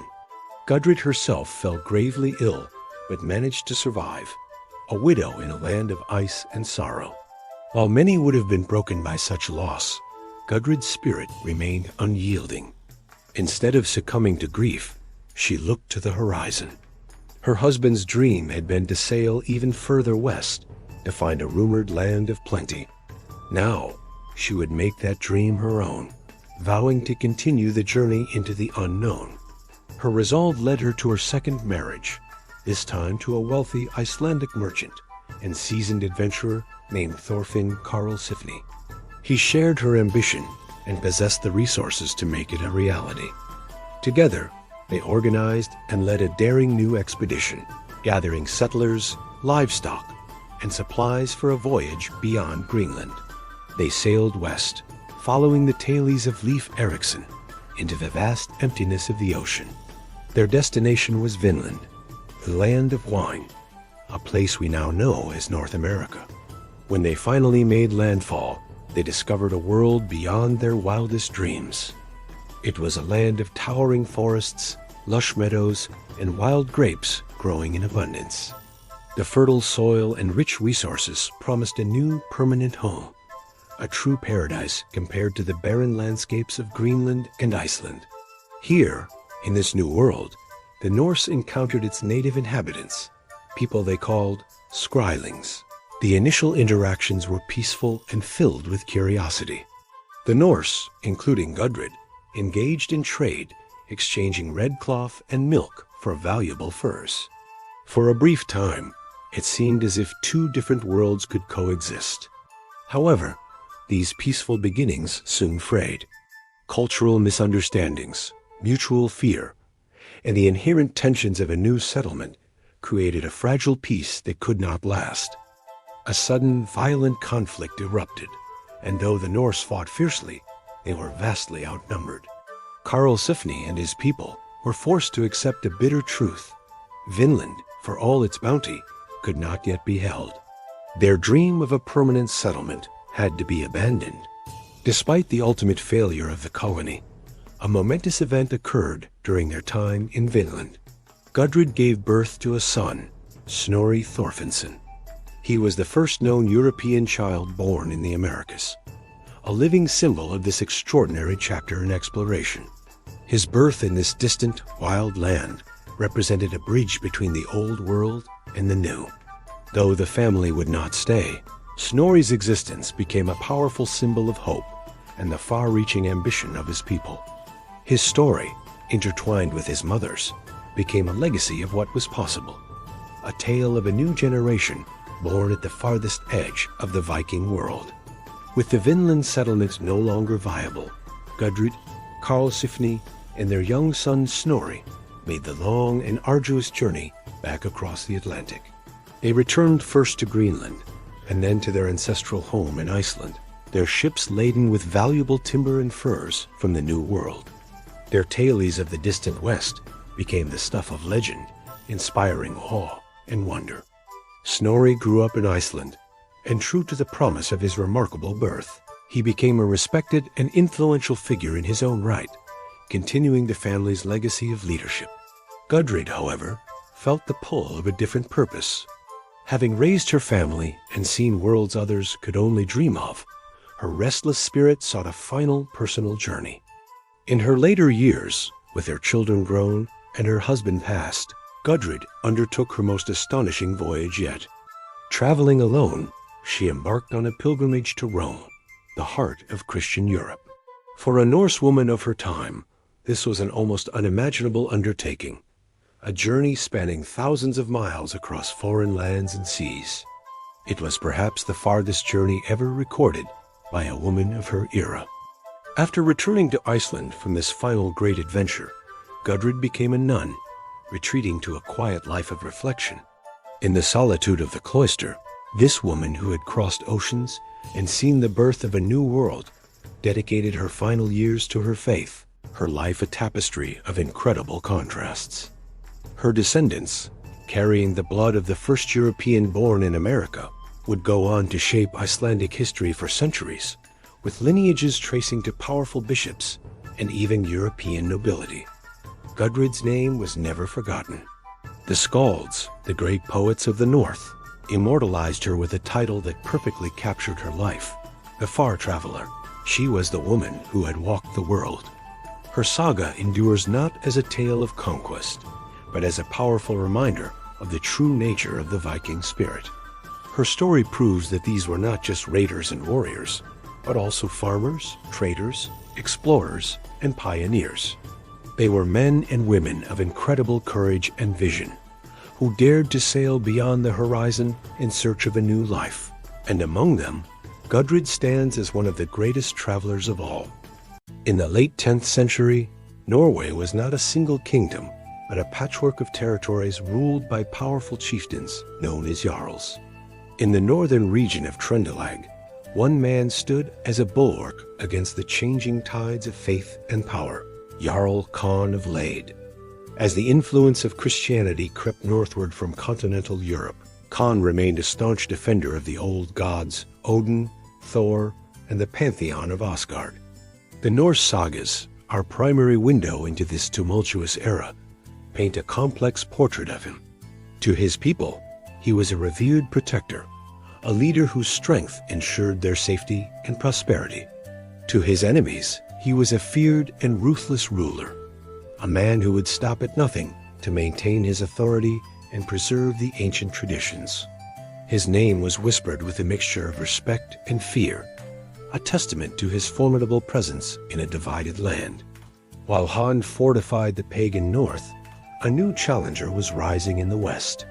Olaf Tryggvason, a descendant of Norway's first king, Harald Farer, was returning to his homeland with a singular divine mission. Having been baptized in England, Olaf was now a fervent Christian, determined to unite Norway under one king and one God.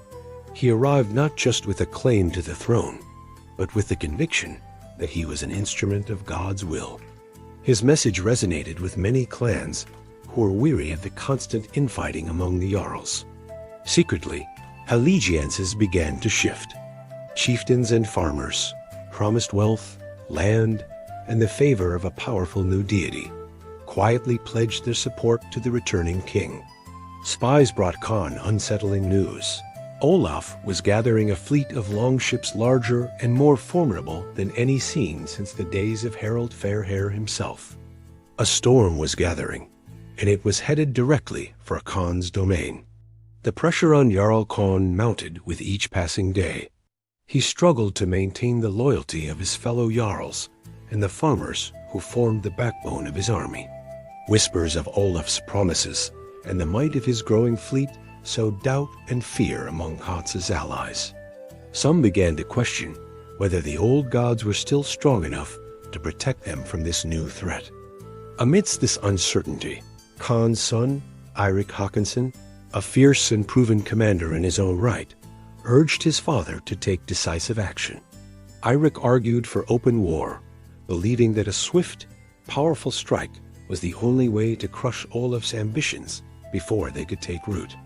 At the same time, the pagan priests, sensing the wavering faith of the people, delivered a grim warning. They declared that the gods were displeased and demanded stronger devotion. To win their favor and turn back the Christian tide, great sacrifices had to be made. The inevitable conflict soon erupted into a brutal war of faith and power. Olaf's fleets, flying banners emblazoned with the cross, swept along the Norwegian coast. They captured village after village, tearing down the wooden idols of Thor and Odin and replacing them with the symbols of Christianity. Churches were built where pagan temples once stood, and the people were given a stark choice: convert or face the sword. In response, Jarl Khan launched a series of vicious counterattacks. Using his intimate knowledge of the jagged coastline and its treacherous fjords, he led cunning night raids, his longships emerging from the darkness to strike at Olaf's forces. He managed to reclaim some territories, but the cost was high. The common farmers found themselves caught in the middle of a war that was not just for land, but for their very souls. They were torn between loyalty to the gods their ancestors had worshipped for centuries, and the allure of joining a powerful new king who promised salvation and stability. As the war raged on, the greatest threat to Khan emerged not from the battlefield, but from within the walls of his own longhouse. Whispers of rebellion, once faint, now grew into a chorus of dissent. A favored servant, a man Khan had trusted implicitly, secretly aligned himself with Olaf Tryggvason, motivated by promises of power and status in the new Christian kingdom. This servant worked from the inside, turning key families and warriors against their Jarl. Betrayed by those closest to him, Khan's authority crumbled. The great pagan ruler was forced to flee, his own men now hunting him. The sagas record his ultimate humiliation. Khan, the mighty Jarl of Lade, was forced into hiding in a pigsty on a remote farm, a disgraceful end for a man who once commanded the loyalty of the North. With his father in hiding, Eirik Håkonsson desperately tried to rally the remaining loyalist warriors. He fought with the ferocity of a cornered wolf, but it was too late. Olaf's campaign of conversion was spreading across the land like wildfire.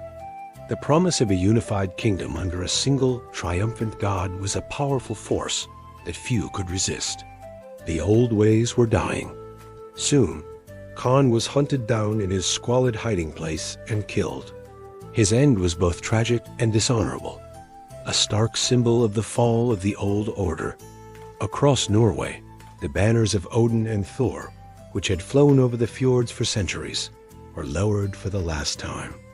In their place, the Christian cross was raised, marking the dawn of a new era for the Norse people. The last great pagan power in Norway had been extinguished.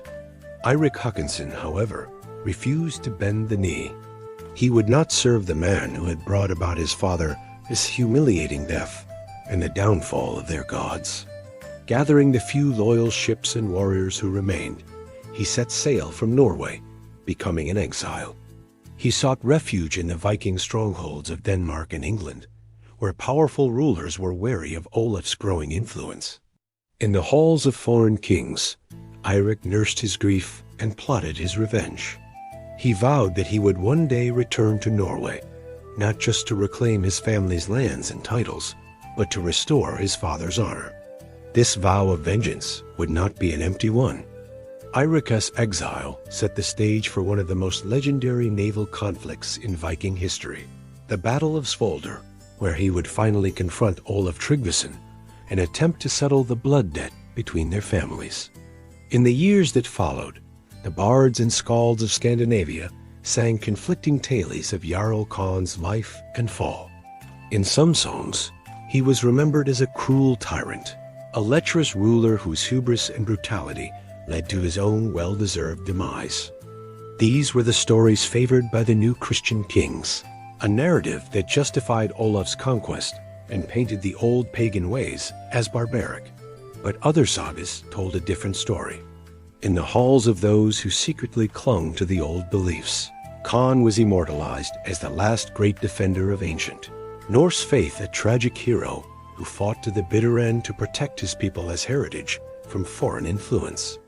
His story became a powerful symbol of the great turning point in Scandinavian history, the dramatic and often violent transition where the old gods were dethroned by kings, and an ancient culture was forever changed. Under the strange glow of a lunar eclipse, a quiet fell over the fjord village. It was not the usual peace of the night. This was a deep, unnatural silence.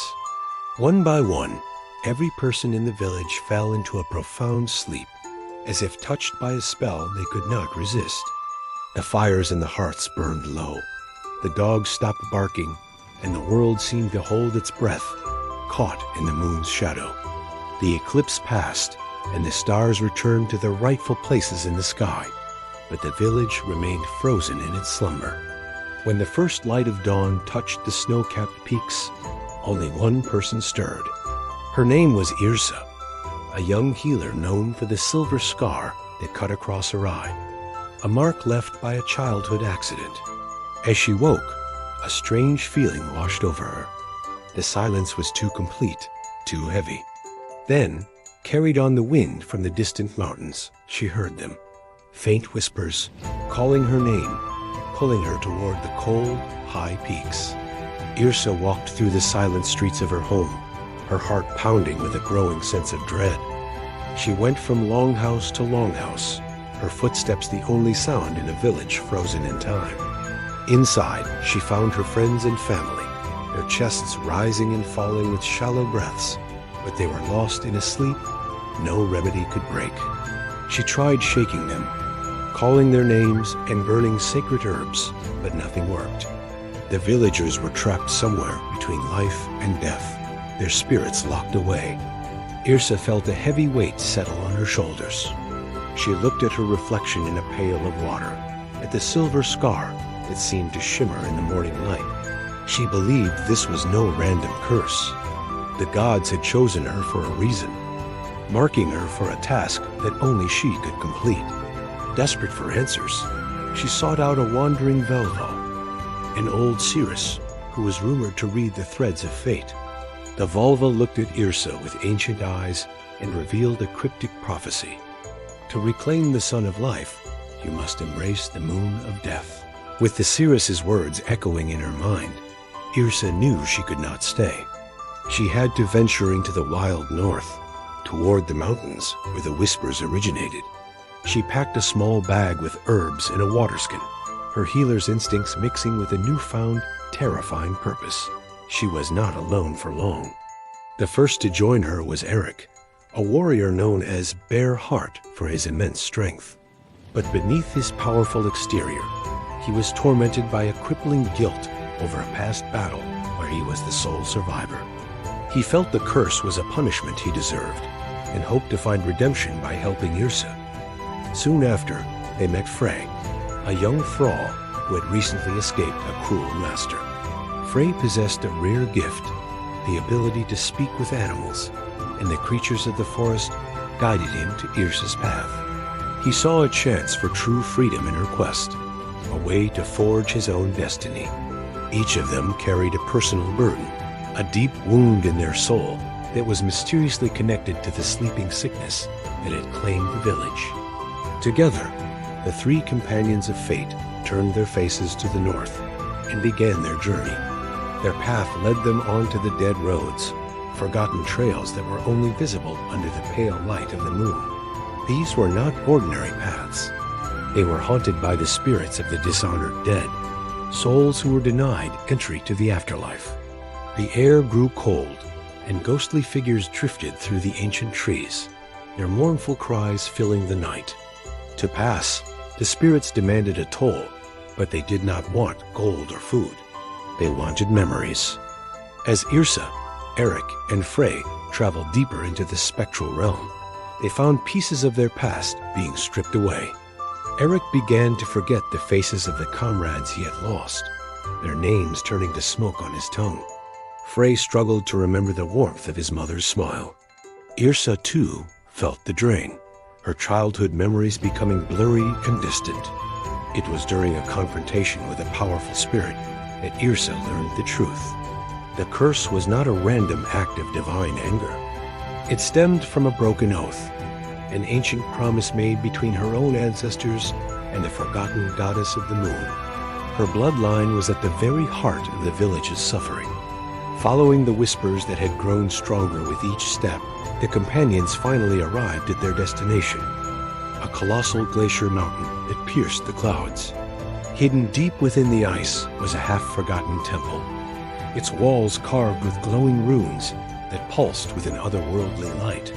The air inside was still and ancient, filled with the scent of cold stone and magic. As they ventured into the central chamber, a figure emerged from the shadows. It was a priestess, her skin as pale as fresh snow, and her eyes reflecting the endless stars of the night sky. She offered them salvation for the village, but her smile hinted at a terrible price. Before the choice could be made, The temple tested them. Eric was thrown into a vivid vision, forced to relive the battle that had haunted him for years, facing the accusing specters of his fallen comrades. Frey, in turn, was confronted by a spectral form of his old master, whose cruel words sought to drag him back into the despair of his former life. They had to face their deepest fears to prove they were worthy of an audience with the goddess herself. After surviving their trials, the Lunar Queen finally appeared before them, her presence filling the temple with a cold silver light. She was beautiful and terrifying, the moon personified. With a voice that was both melodic and as sharp as ice, she revealed the whole truth. Long ago, Yrsa's ancestors, who were powerful mages, had entered this very temple and stolen a fragment of sacred magic from the goddess to bring prosperity to their village. This act of theft created a deep wound in the cosmic balance. The curse was not a punishment, but a consequence, the goddess's attempt to reclaim what was hers. To heal the world and save her people, the stolen magic had to be returned, but it had become intertwined with Yrsa's own bloodline. The goddess presented the choice. Yrsa must sacrifice her own soul and mortal existence to become the moon as eternal guardian, binding her spirit to the temple forever. This was the only way to sever the connection and release the villagers. If she refused, her people would not just die. They would wither away into nothing, their memory completely erased from the world as if they had never existed at all. Standing before the goddess, Yrsa looked into the cosmic abyss reflected in her eyes. She thought of her mother and father, of the children she used to treat for fevers, and the elders whose stories she loved to hear. She saw their sleeping faces so peaceful yet so fragile. The choice was clear, though it broke her heart. There was no other way. With a final, sorrowful look at Eric and Frey, she nodded her acceptance.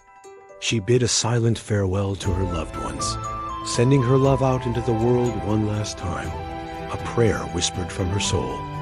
As she surrendered herself to the goddess, a blinding white light erupted from the temple, so bright it turned the night into day.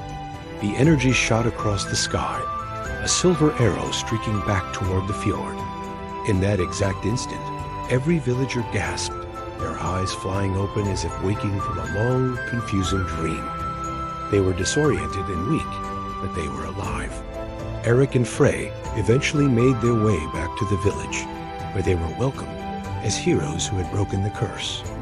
They told the story of their journey, but a profound sadness hung over their victory, for Yrsa was not with them. The village slowly returned to its former rhythm, but it was forever changed.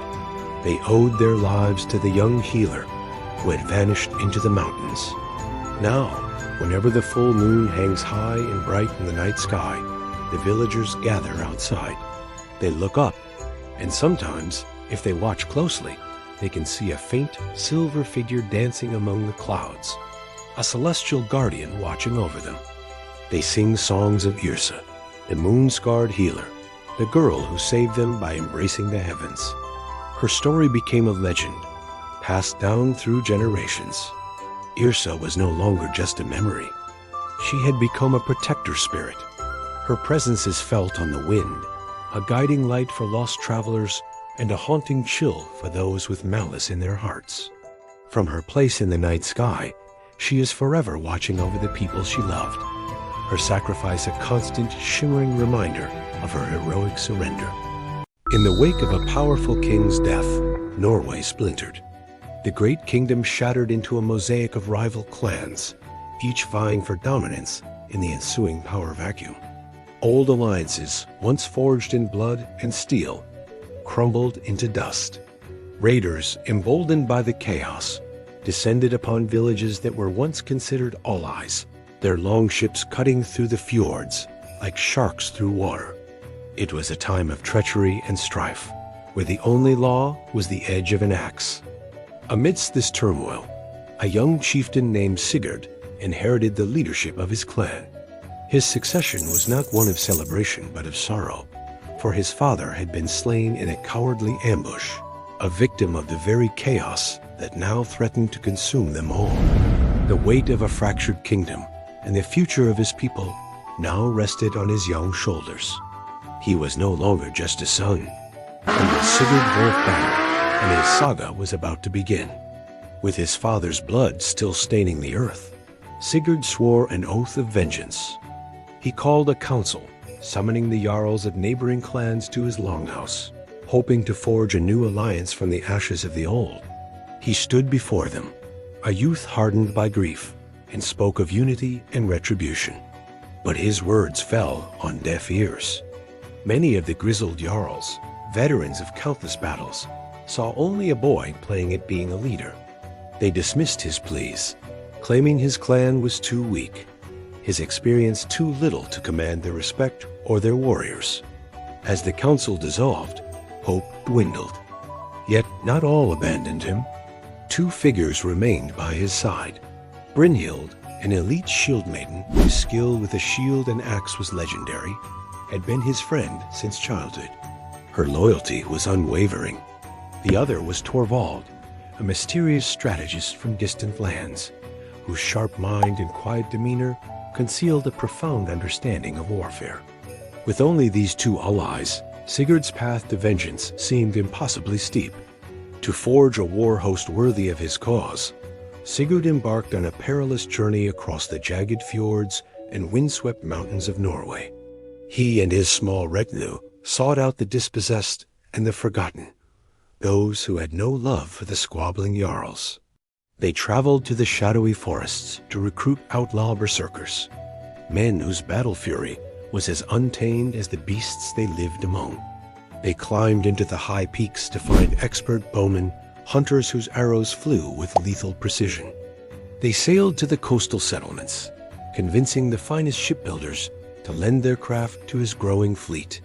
As warriors from every corner of the fractured land flocked to his side, a new symbol was needed to bind them together.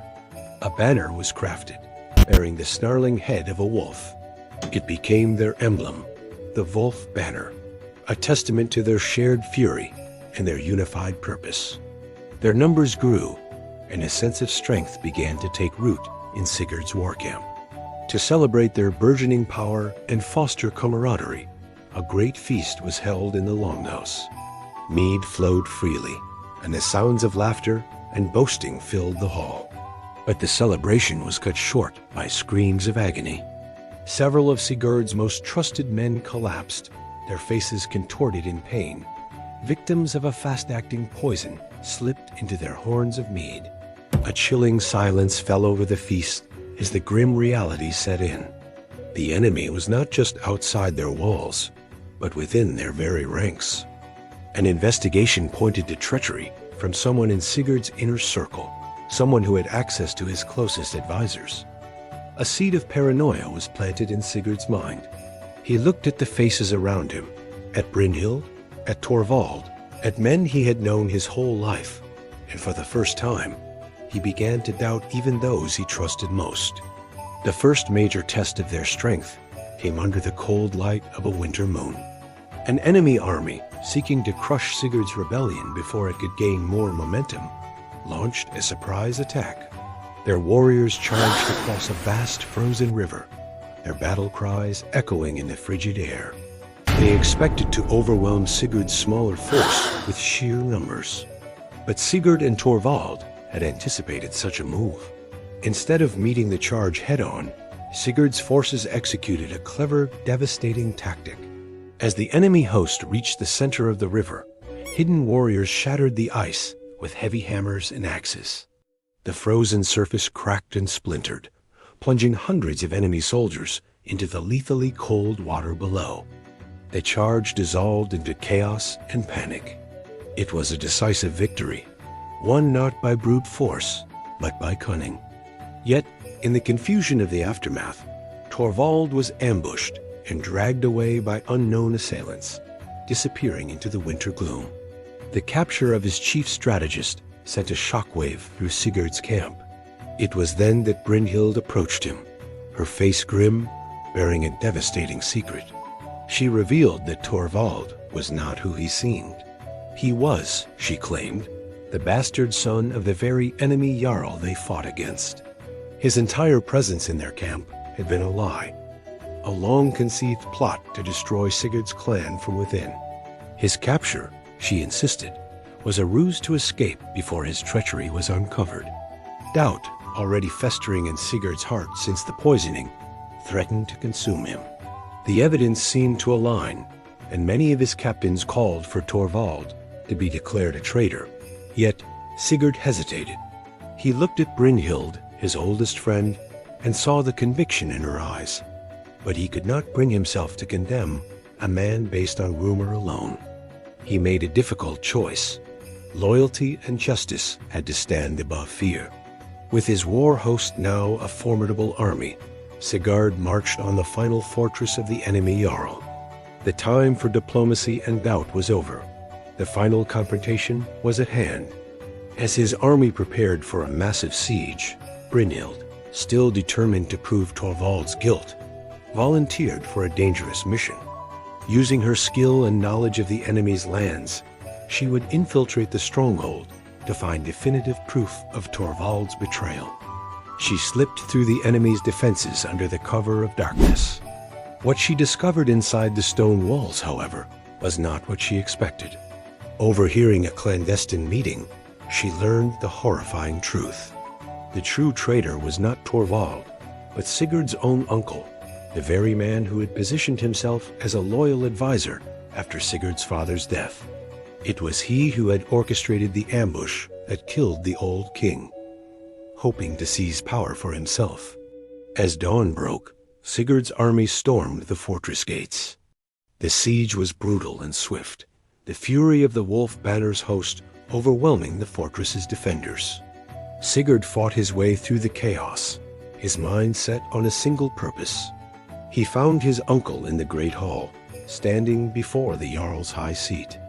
There, amidst the clash of steel and the cries of the dying, uncle and nephew confronted each other. It was a duel, not just of axes, but of words. The uncle spat accusations of foolish ambition, while Sigurd championed the cause of loyalty and honor. Their final battle was a whirlwind of rage and grief, ending only when Sigurd, avenging his father and his clan, struck his uncle down. With the fall of the false lord, Sigurd reclaimed his family's honor. The remaining clans, witnessing his strength and integrity, bent the knee, uniting at last beneath the Wolf Banner. A great thing, an assembly of all the Jarls of the North, was held on the fields where the final battle was won. Recognizing his leadership and the justice of his cause, the chieftains unanimously declared Sigurd the new High King of a united Norway. Standing before his people, Sigurd dispensed his first royal judgments. Torvald, who had been rescued during the siege, and whose loyalty was now proven beyond all doubt, was cleared of all suspicion and named Sigurd's war chief, his tactical genius finally given its due respect. An age of peace and unity seemed to dawn for the North. The saga of Sigurd Wolf Banner had reached its triumphant climax. But as the kingdom celebrated its newfound stability, lookouts on the coast spotted unfamiliar sails on the horizon. A new power was approaching from across the sea, promising that the struggles of the North were far from over. In the heart of a once thriving fjord, a shadow has fallen. Where laughter once echoed across the water, now only a chilling silence remains. The people of our village live in fear, their days marked by unexplained disappearances. One day, it's a lone fisherman, his boat found adrift. The next, a shepherd vanishes from the high pastures. Our livestock are found lifeless, not a mark on them, yet drained of all blood. The elders whisper tales of pale, ghastly figures lurking just beneath the water's surface, their eyes like cold, dead stars. But while they whisper, I, Arvid, will act. I swear on the spirits of my ancestors that I will uncover the source of this darkness and banish it from our homes. The time for fear is over. The time for answers has come. Our village seer, a woman whose eyes see beyond the veil of this world, points a trembling finger towards the misty island that looms in the fjord. Upon it sits a great barrow, a burial mound from the age of our grandest conquests. a time when Viking longships ruled the waves. For generations, it has lain untouched, a monument to the dead. But the seer claims the dead no longer rest. She says the barrow is now a throne room for a Draugr king, a restless warlord from a forgotten era, awakened by a greed so powerful it defied death itself. And we believe her, for every night, when the moon is high and the world is still, we hear it an eerie, rhythmic drumming that echoes across the water. A heartbeat from the grave, calling its soldiers to rise. The island is cursed, and its curse is spreading. To face a king of the dead, one cannot go alone. I knew I needed a fellowship bound by more than just blood. First, I sought out my own brother, Canute. He's strong and a capable warrior, but his heart is filled with skepticism. He scoffed at tales of the walking dead, yet he agreed to come, more for the glory he imagines than the danger he believes. Next, I found Runa, the finest huntress in the fjord. Her eyes miss nothing, her steps are silent as the falling snow, and her aim is as true as the North Star. She understands the ancient ways and knows the balance we must restore. Finally, I journeyed to the outcast's hovel at the edge of the woods to find Kekel, an old sorcerer exiled for dabbling in forbidden magic. His knowledge of runes and the weaknesses of the undead is our only true advantage. Together, we are a strange alliance, a believer, a skeptic, a hunter, and a mage. We began our preparations, etching sacred runes of protection onto our shields, anointing our blades with blessed oils, and most importantly, forging arrowheads and spear tips with silver, the one metal the Draugr are said to fear. The journey to the island was a descent into a waking nightmare. A thick, unnatural fog, cold and clammy, rose from the fjord, choking the air and clinging to our longship like a shroud. It was more than just mist. It was a living presence. Whispers slithered through it, clawing at the edges of our minds, speaking of our deepest fears and greatest doubts. Canute gripped his axe, his skepticism wavering. Ekel chanted softly, his voice a fragile shield against the encroaching dread. When our boat finally scraped against the island's shore, the air grew even colder. Ancient runnestones, half buried in the soil, pulsed with a faint, sickly blue fire, marking a path toward the barrow. It was Runa who made the first terrifying discovery. She knelt, pointing to the damp earth. Footprints, not human, but dragging, heavy tracks. They didn't lead towards the barrow, as grave robbers would. They led out of it. The dead were already walking. We advanced with weapons drawn, the silence of the island broken only by the crunch of our boots on cursed soil. Then the ground began to tremble. From the unmarked graves surrounding the great barrow, skeletal hands clawed their way out, followed by desiccated bodies clad in rusted mail. The Draugr warriors rose, their eye sockets glowing with the same malevolent blue light as the runnestones. The battle was instant and chaotic. Their strength was unholy, their movements unnaturally fast. We fought back to back, a desperate whirlwind of silver and steel against rotting flesh and bone. Finally, breaking through the undead legion, we stormed the entrance of the barrow. Inside, the air was thick with the stench of death and ancient treasures. And there, upon a throne of skulls and tarnished gold, sat the Draugr king. He was immense, a former warlord whose malice had preserved him in undeath. He turned his burning gaze upon me, not with aggression, but with a chilling proposition. He offered me a place at his side, to rule with him as an eternal conqueror, to share in the spoils of a world brought to its knees. The Draugr king's voice was a venomous whisper, promising endless power and riches beyond imagination. The hoard of gold and jewels piled around his throne glinted in the torchlight, and I saw a dangerous hunger ignite in my brother's eyes. As I prepared to refuse the cursed offer, Canute suddenly turned, his axe swinging not at the undead, but at me. He screamed that he was tired of our small life, of struggling for scraps. He would take the king's offer, even if it meant an eternity of damnation. His betrayal shattered our shield wall. The Draugr swarmed us, and for a moment, all seemed lost.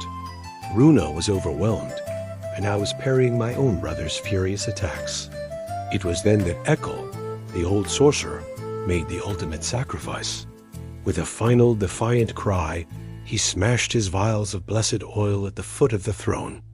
The cursed treasure, a catalyst for the king's power, erupted in a blaze of holy fire, incinerating scores of the undead in a cleansing inferno. Ekkel's sacrifice bought us precious seconds. The flames raged, momentarily holding back the Draugr horde.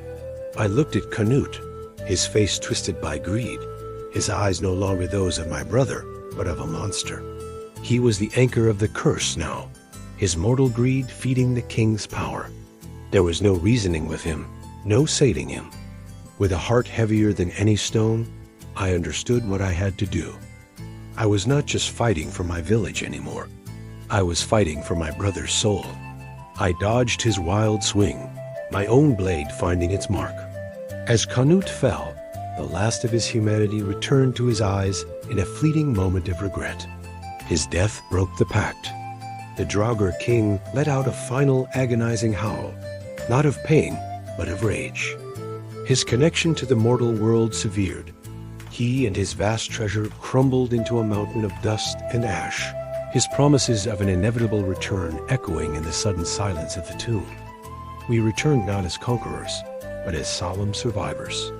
Runa and I gathered the bones of Ekkel and Canute, determined to give them the proper rites they deserved, to ensure their spirits would find peace, not the restless damnation that had consumed this island. The fog over the fjord lifted with the rising sun, and the waters seemed to clear for the first time in months. Our village was safe. The disappearances stopped, and the sounds of life slowly began to return. But I am forever changed. I brought peace to my people, but I carry a war within my own soul. The shadows I fought now live inside me, a constant reminder of the brother I lost and the sacrifice that was made. Our victory is now etched into the great runestone in the village center, a story of vigilance, of courage, and a somber lesson on the true cost of honor. It will stand forever as a warning and a testament. In a remote fjord, where the sea meets the sky, a village teetered on the brink of ruin. The crops failed, turning black in the soil, and the once bountiful waters grew eerily still, the fish having vanished without a trace. A chill, deeper than any winter, settled over the hearts of the people. Whispers turned to desperate prayers as they feared the gods had abandoned them, their sacrifices and songs no longer reaching the halls of Asgard. Among the despairing faces was a young explorer, Leif Ironstep.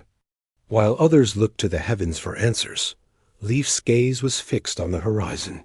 He dreamed not of divine intervention, but of charting the unknown, of discovering new lands and resources that could breathe life back into his dying home.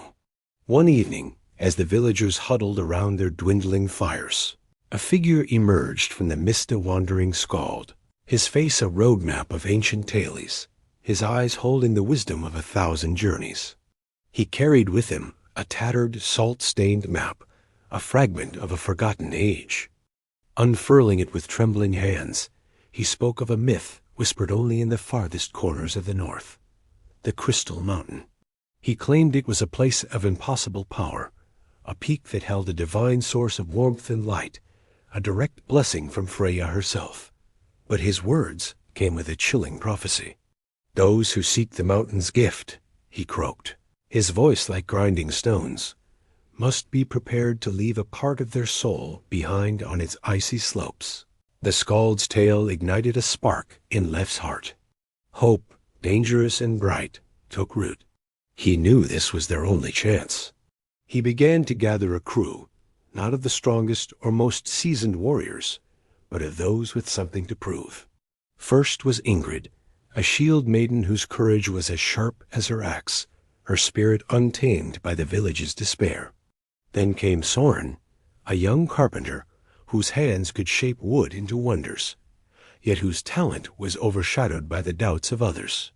Finally, there was Arnulf, a stoic berserker, a mountain of a man haunted by a past he sought to redeem. He joined the quest not for glory, but for a chance to find peace. As they prepared their longship, the village elder bestowed a blessing upon them, but his eyes held a deep-seated fear. He warned them of the journey ahead, of the ancient things that slumbered above the clouds, and the price the mountain always demands. With the elder's words echoing in their ears, they pushed off from the shore, their longship cutting through the icy gray waters. Their voyage took them toward the edge of the world, into a realm of myth and legend. Giant icebergs, like floating fortresses of a forgotten kingdom, drifted past them. They navigated storms that seemed to rage with a malevolent intelligence, the waves crashing against their hull like the fists of angry gods. The nights were even more unsettling. The aurora borealis, the northern lights, danced across the sky, but not with their usual ethereal grace. Instead, they flickered unnaturally, twisting into shapes like flaming serpents, their colors venomous and strange. And from the black depths of the sea, a haunting music would rise, a siren's call that was both beautiful and terrifying, promising everything and nothing, tempting them to abandon their quest and surrender to the deep. After weeks at sea, they finally made landfall on a frozen shore, a desolate landscape of black rock and eternal snow. The first sign that they had entered a different world were the footprints. They were enormous, pressed deep into the frozen earth, each one the size of a small boat. As they ventured inland, they discovered the ruins of a forgotten civilization. Giant-sized armor, rusted and broken, lay half-buried in the snow, alongside colossal weapons that no mortal could ever hope to wield. It was here that Ingrid's knowledge of the old ways proved vital. She found ancient runes carved into a towering stone monolith. As she traced the symbols, her voice hushed with awe and fear.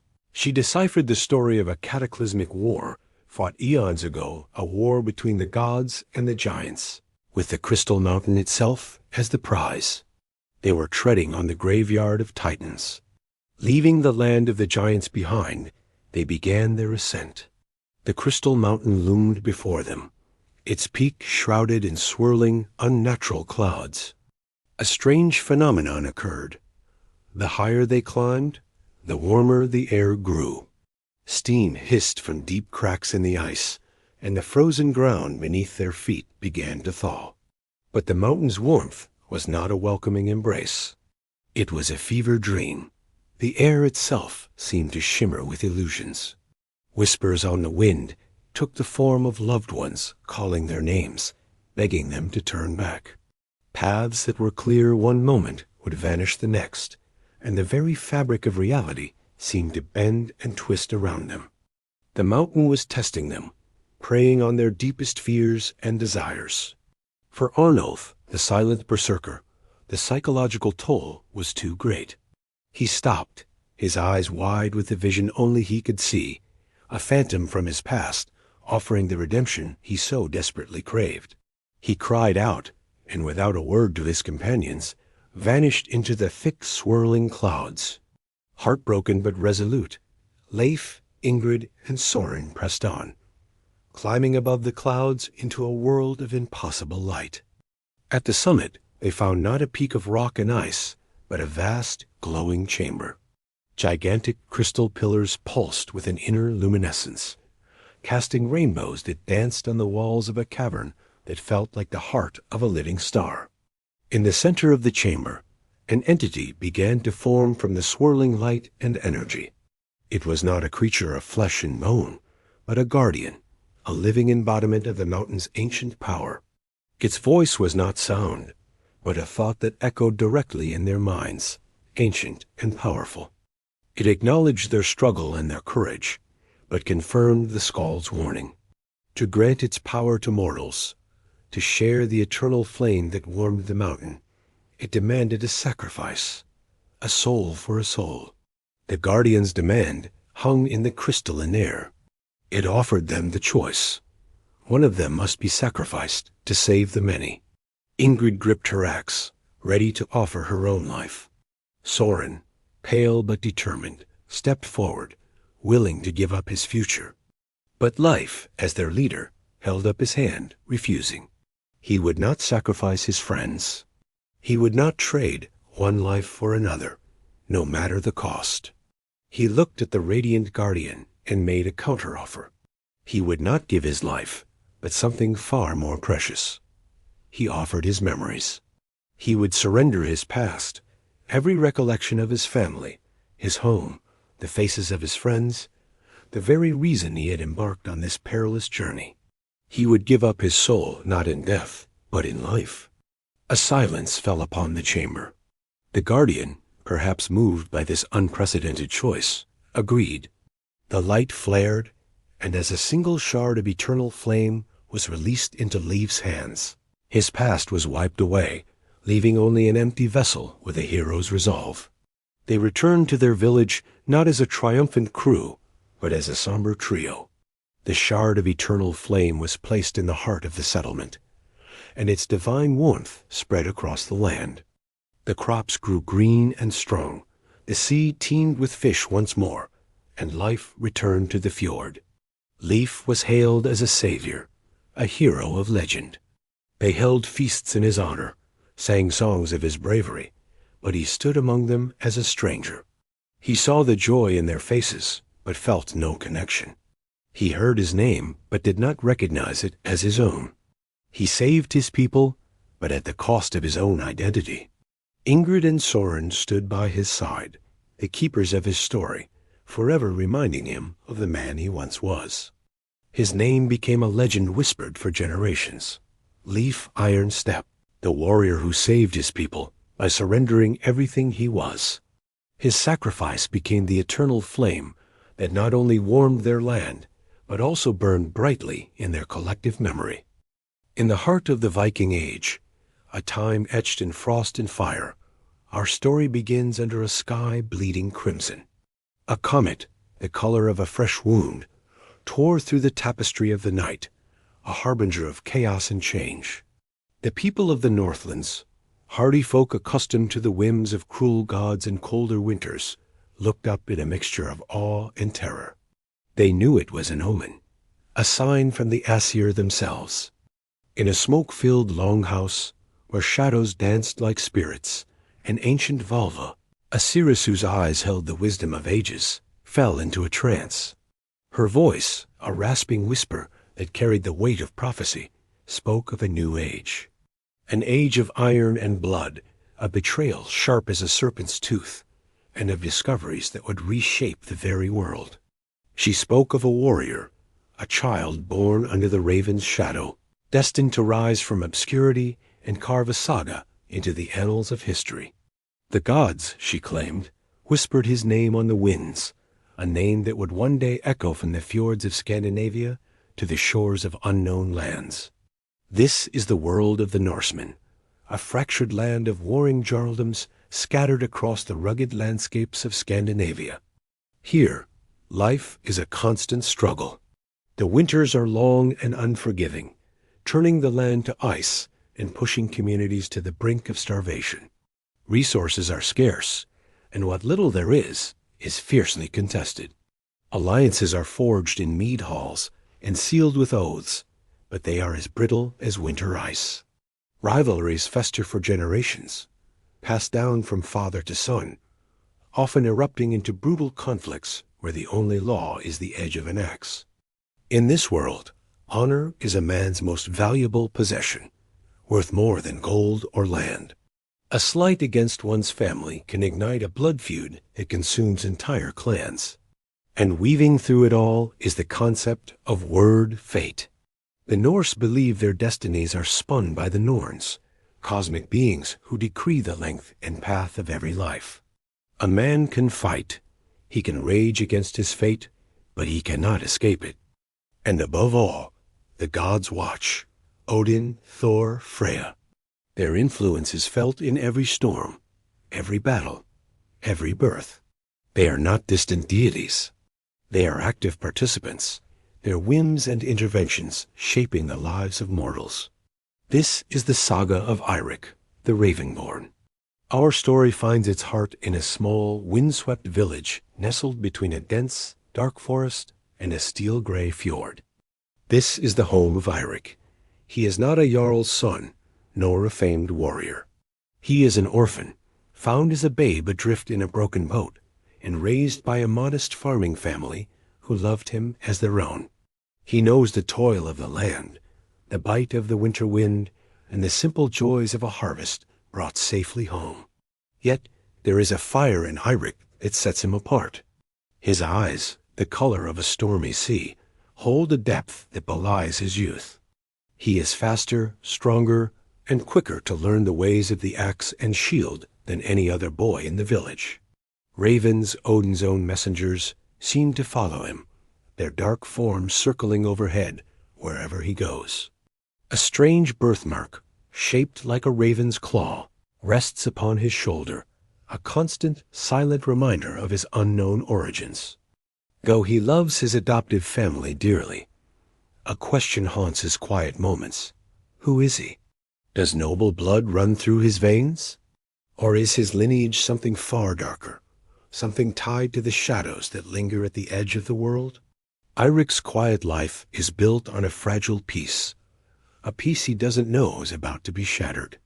The turning point, the inciting incident that will set his destiny in motion, arrives with the dawn.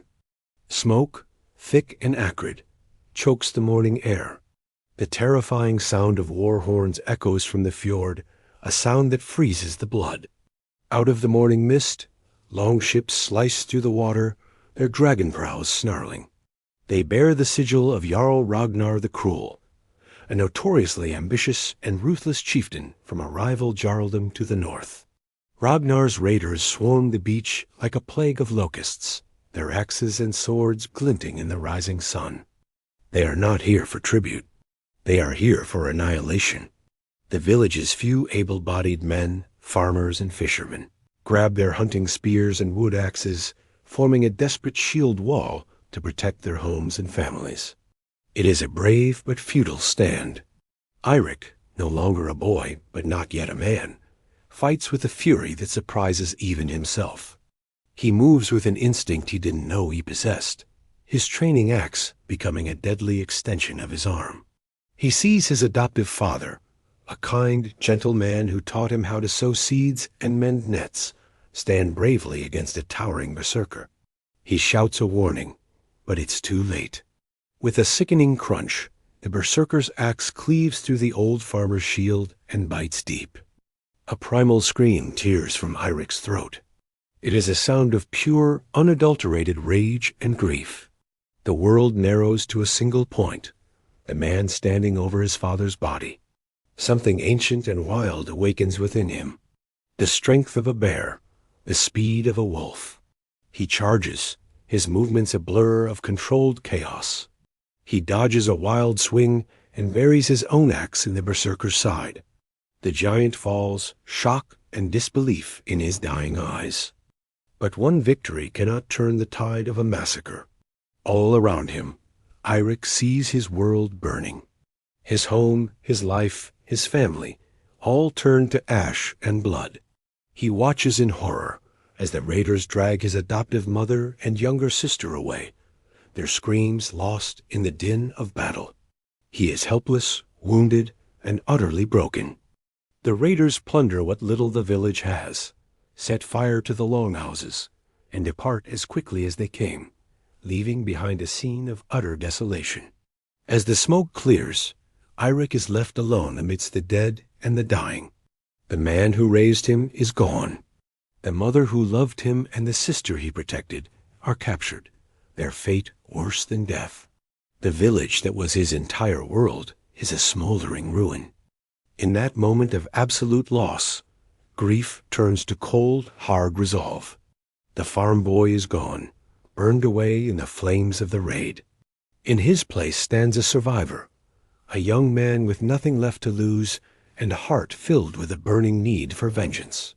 He kneels by his father's side, closes the man's lifeless eyes, and makes a solemn vow upon the hilt of a fallen warrior's sword. He will find Jarl Ragnar. He will rescue his family, and he will have his revenge. He will become the warrior the Volva prophesied. This is not just a promise. It is his new fate, his word. The path is set. The saga of Eirik Ravenborn has truly begun. His journey will take him from the ashes of his home into the heart of the brutal political world of the Vikings, where he must become a leader, a legend, and perhaps the very storm the gods have been waiting for.